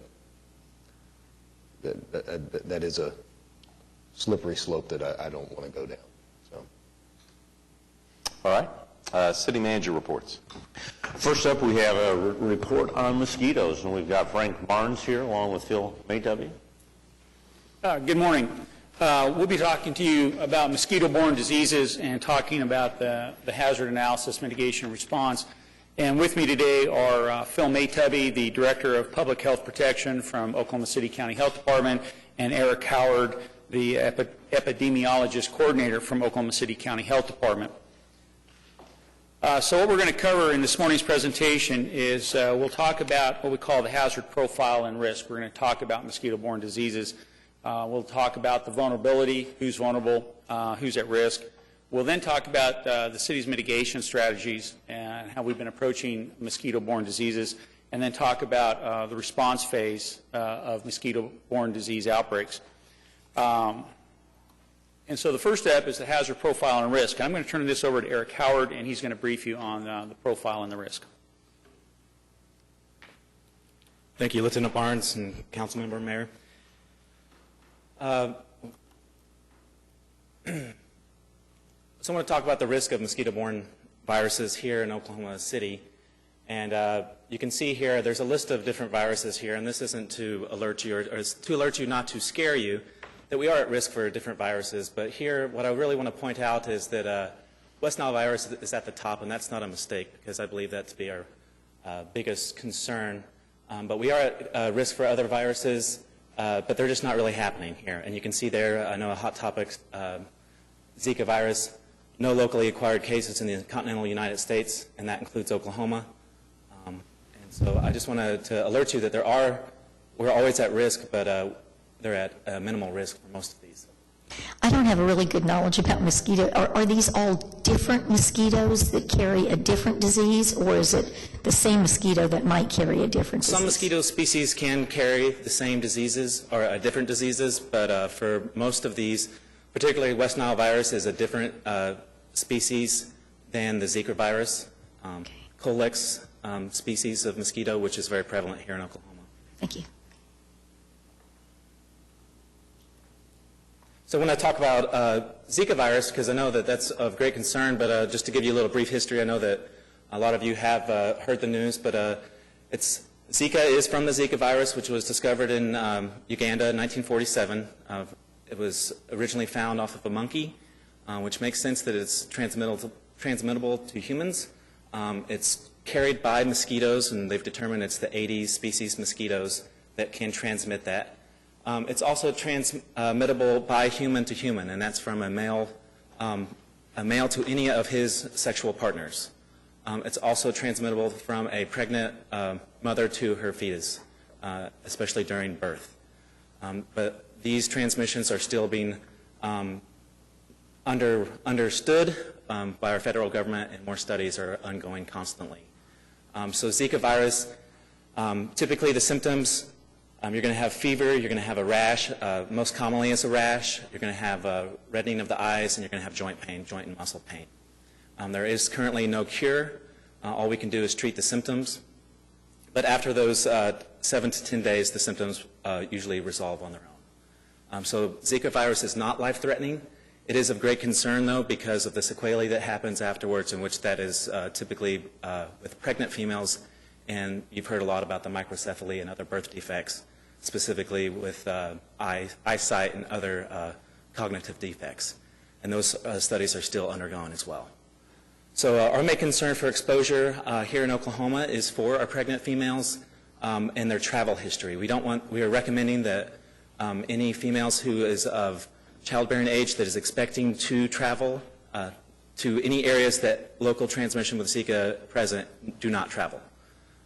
Some people do, and if they do, we recommend that they create a good barrier between them and the mosquitoes using repellent, staying in air-conditioned places if possible, using screens, and covering up their skin as much as possible.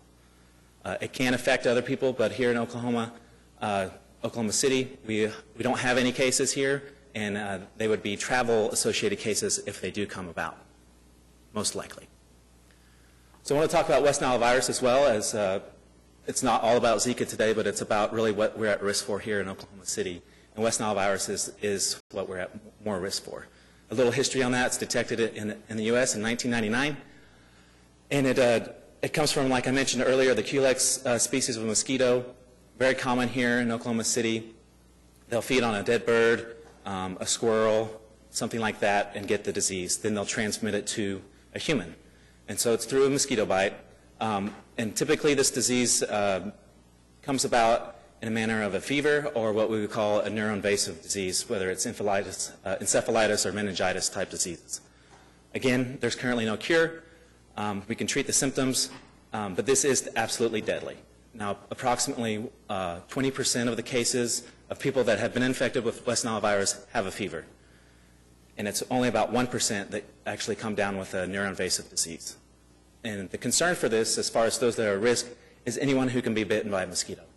And so it's different from the Zika, and I believe that we're at a much heightened risk for these this West Nile virus disease as opposed to that.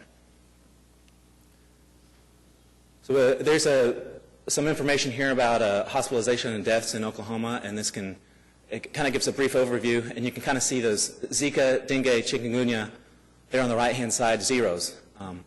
That's because we don't have the right kind of mosquito here to transmit those diseases. However, West Nile virus, we do have that. So that was the point of the slide here.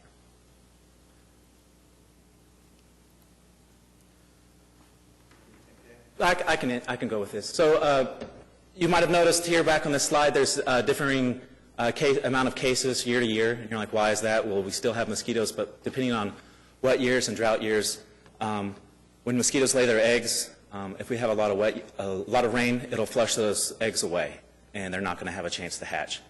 But with the drought years, you get a little bit of water. They love that surface tension. They're going to lay their eggs on it. Their eggs will hatch. And that's essentially the difference between wet and dry years. So there's a higher risk in drought years than in a wet year. I would have guessed the opposite. It's a little counterintuitive. Yeah.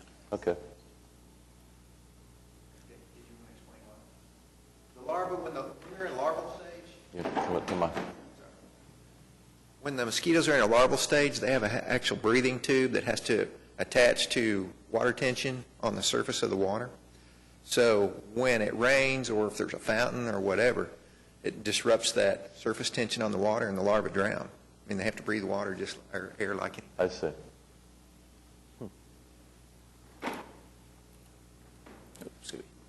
So we mentioned vulnerability, and that's a big topic for epidemiologists. Who's at risk? Who's going to be exposed to this? So everyone in Oklahoma City is at risk for this. If you go outside, you're going to be at risk. Don't be alarmed because you can protect yourself. We have the technology to beat this. If you wear long sleeves, if you wear mosquito repellent, if you stay inside, these are easy ways to prevent being bitten by a mosquito.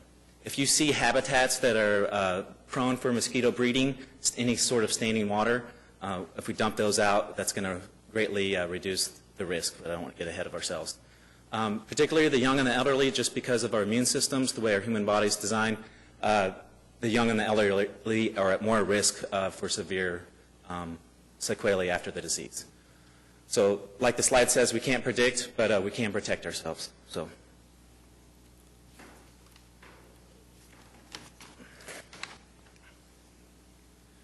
Okay, I'm going to talk to you about the city's mitigation strategies and how we've been approaching mosquito-borne diseases. And first I want to give you a real quick history lesson. The City of Oklahoma City, and specifically Public Works and Stormwater Quality, have been using larvicide since 2003. In 2012, when we had a significant uptick or outbreak of West Nile virus, we developed an enhanced program. The enhanced program included trapping and surveillance. It included the use of the larvicide, which was habitat elimination and remediation, as well as public education and outreach. Then in 2013, we institutionalized the enhanced program by adding it to the city's hazard mitigation plan as a new chapter to the hazard mitigation plan. And then just this year, we changed the chapter title from West Nile virus to mosquito-borne diseases so it could be more inclusive and cover all of the different types of mosquito-borne diseases. So the first strategy that we have in the hazard mitigation plan is public education and outreach, and specifically educating people how to conduct personal protection. And so one of those programs is called Fight the Bite. It uses the 4 Ds, telling people about draining standing water, the use of DEET, which is an insect repellent.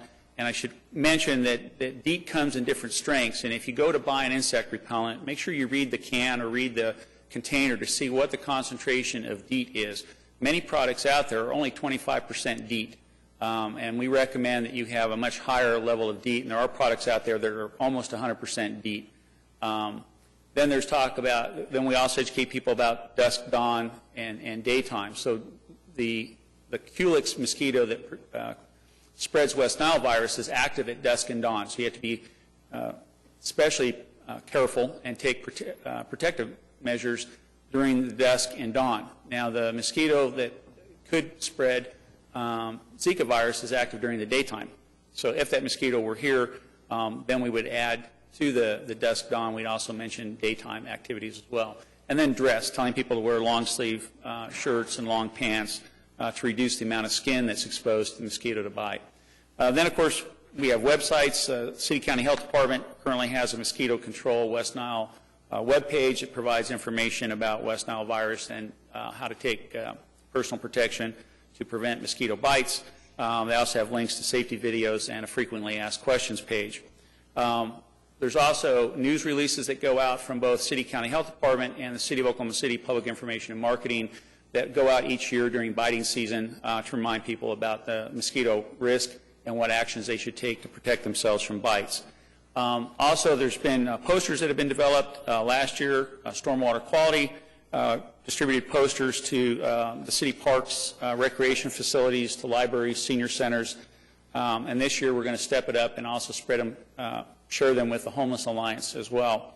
And then City County Health Department is posting posters at the airport this year. And there's also messaging about to people about overwatering their yards, because if you overwater, you create that standing water and you can create a habitat for mosquito larvae. Strategy number 2 is conducting enhanced surveillance, and there's several parts to that. Number 1 is the actual trapping of mosquitoes, and on the slide you see a couple of examples of traps.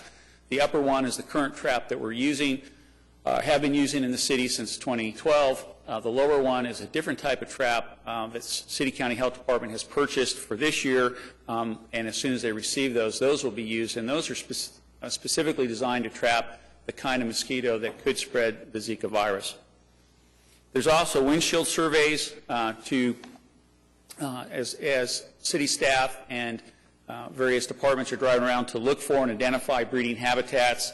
Again, that includes areas with standing water. And then also syndromic surveillance, which is coordinated by the Oklahoma State Department of Health, working through the hospitals and Oklahoma Blood Institute to identify when blood is tested and that blood has reportable mosquito-borne diseases in it.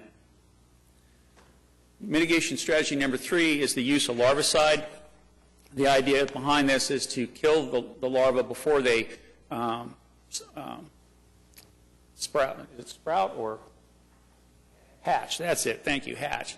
Before the larvae hatch and the mosquitoes become adults. So the idea is get them while they're still in the larva stage. And so the application of larvicide has been ongoing. It's been applied to city-owned properties and public right-of-ways. The City County Health Department also provides tips to homeowners and citizens about the use of larvicide and where they can purchase it for their own use on their private property. I think that pretty well covers it. I think that takes care of that one. All right. Mitigation strategy number 4 is conducting mosquito habitat modification or removal. Through surveillance testing and citizens' complaints, we identify potential locations where we need to take remediation action. And then this is a collaborative effort of multiple agencies to then modify those potential areas. So one example, or a couple of examples of where we're modifying potential habitats would be, for example, collecting and removing illegally dumped tires. The inside of a dumped tire provides a great reservoir to store water and provides a great habitat for mosquito larvae. Another example is if we had a bar ditch that was not draining and had standing water in it, street traffic drainage maintenance could come in and clear that ditch or regrade it so that it would flow better to eliminate the standing water. The collaborative partners in this process are many. They all contribute to it in various ways and to varying degrees. But you see at the top is the Oklahoma State Department of Health, followed by Oklahoma City County Health Department. And then within the city, we have various city departments that have some piece of this effort.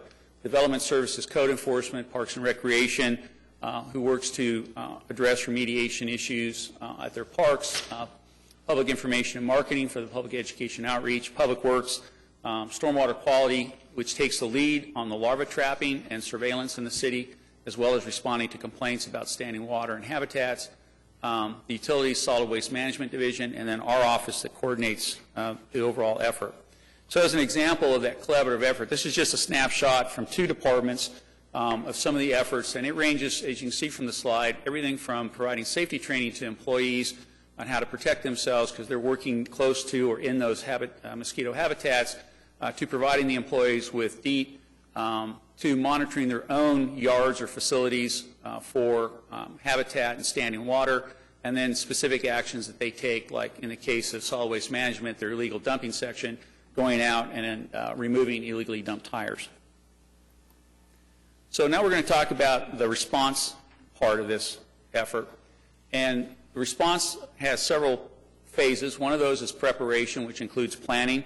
The City County Health Department has developed specific plans to address mosquito-borne diseases, and more specifically even one for the Zika virus. During active biting season, we do our mitigation strategies that I just reviewed, and we have a couple more items that I'm going to let Phil and Eric talk about, the traveler surveillance and local transmission.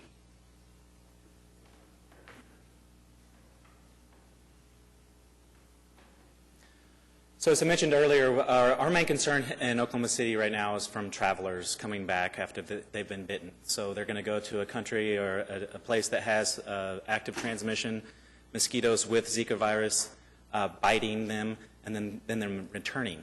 And so when they come back, they may or may not have symptoms. But if they do acquire symptoms, they're going to go to the personal care provider or another physician, and that is going to be reported to the state health department. And based on their determinations, they're going to either have a test done, which is capable at our state lab, to determine if they have Zika or not. So after we do determine that there is a case of Zika, we're going to go to their place of residence and mitigate that environment if possible. So I've mentioned local transmission and traveler. Did I skip ahead, Phil? Did you want to? Okay. We mentioned local, but transmission and traveler concerns. Local transmission is defined as when an actual mosquito bites someone and transmits that to another human. So as opposed to traveler just coming back with the disease. And so we have many different. Excuse me.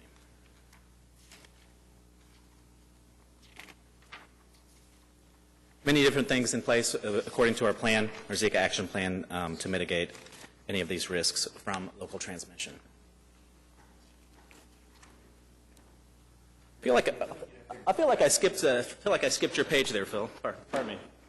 Okay, I just wanted to talk about, we actually have a phased response as part of the Zika action planning. Like he said, we've been in the preparation phase. The next phase is the active biting phase, which is going to start pretty soon. We actually have already been setting out some monitors to see if we're getting larva or pupa activity, and we are, which means we're going to have mosquitoes soon. Whether or not that translates into something, we'll just have to see.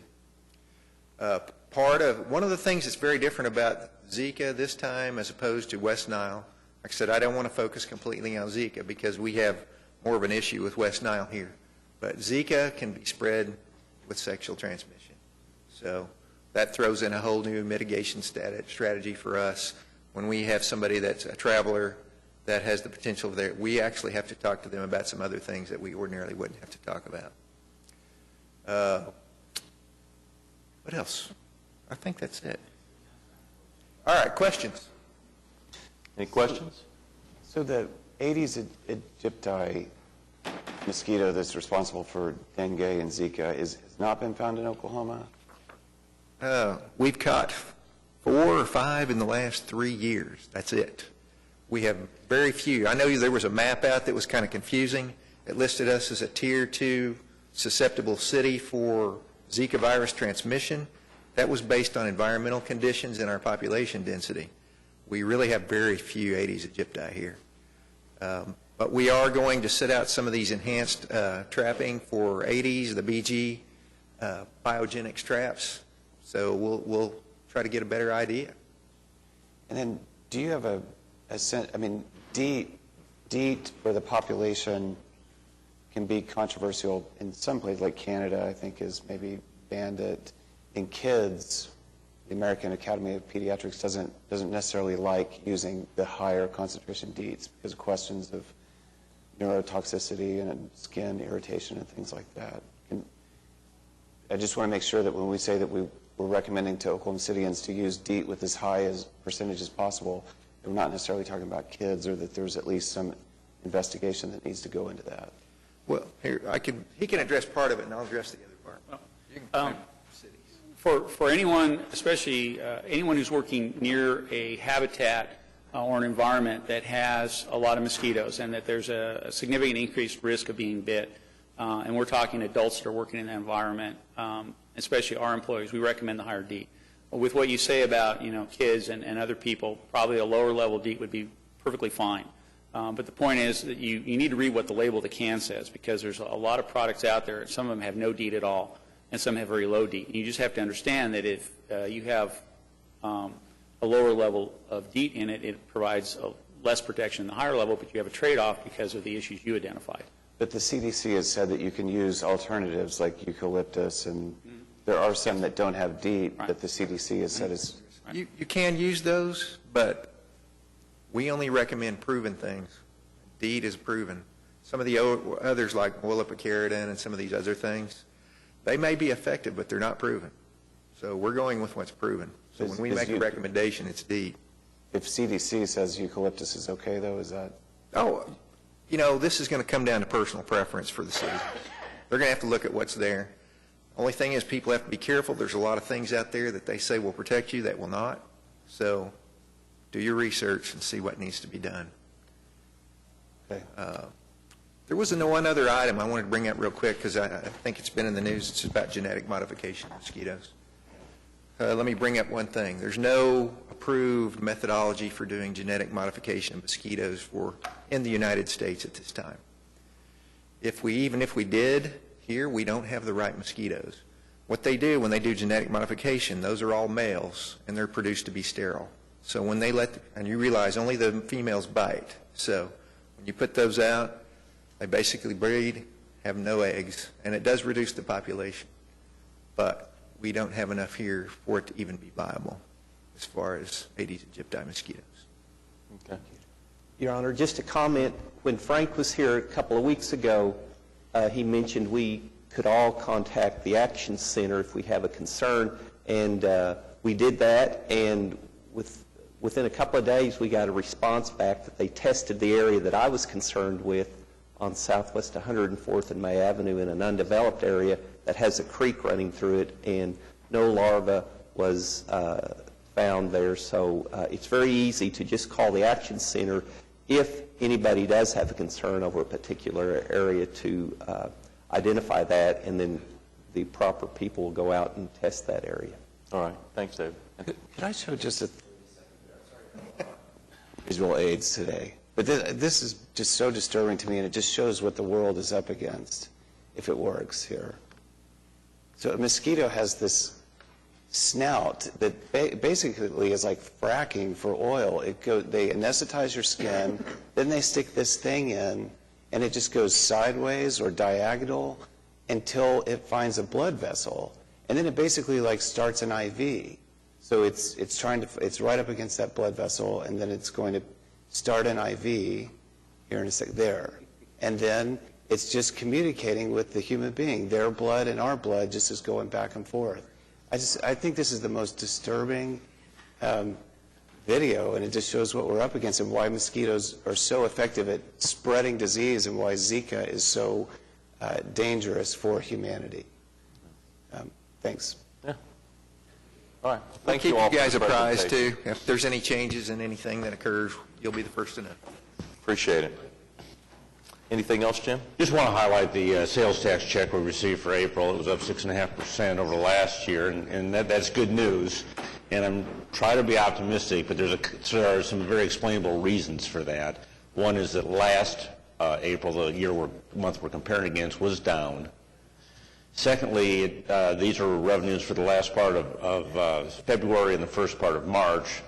There were 29 days, it was leap year this year, 29 days in February. That's 3% of the month. So that explains about 3% of it right there. And then we also had some nice events in early March. We had the Big 12 Women's Basketball Championship here, and we had the first round of the NCAA which we anticipate would brought some additional revenue in. So I'm not trying to be negative. I mean, oil prices right now are over 43. It's 50% higher than they were 2 months ago. Our unemployment remains, although we've had some layoffs in the area, our unemployment remains relatively low. It's a mixed bag right now. So this is good news, and I'm not trying to look a gift horse in the mouth, but a lot of that increase is explainable. So it's a challenging time for us, and we will be presenting the budget next week. I was looking at the hotel reports. It seems like there's hotels that don't pay their taxes, and there was one that hadn't paid in 18 months, and there's another that hadn't paid in a while, and there's always some financial issue. They've signed a promissory note to pay soon. At what point can we shut down a hotel for failing to pay taxes, or do we even have that ability? Is that the OTC? No, we collect our own hotel motel taxes on it, and we do have that authority. We have a pretty aggressive enforcement arm of our Treasury office that goes out. Do we after have a it. penalty if they're late? Well, I'm going to need some help on this one. I'm just wondering if we want to look at that. I mean, so we rely so heavily on sales tax. They're collecting the tax, and then if there's no penalty for being late, it seems like that may be part of the reason that they're delinquent. Oh, Craig, just in time. Craig? I'm sorry, I kind of missed in between when I was coming out here. The hotel motel tax, if it's not paid, is there a penalty applied to the next payment? Yes. So we have penalties and interest that we can apply that are in the ordinance, and so we use those. Occasionally, if we get in a situation that we're working with someone and we can see that they're working through this, we have the ability to waive the penalty, but generally the penalty will be applied and the interest will be applied, and so there's that does go into effect after a certain period. I was going to mention too, as far as closing the hotel, we have the authority to put a lien on their property, but we can't actually close the hotel down. Okay, good to know. But we can enforce liens with judgments and garnishments, et cetera. Yeah. I'm not sure about garnishments on that, but I know that we can put the liens on the Attach properties. bank accounts. Right. Okay. All right, thanks. That's all I have for you. All right, citizens to be heard? No one signed up today? All right, we have executive session. We'll be back.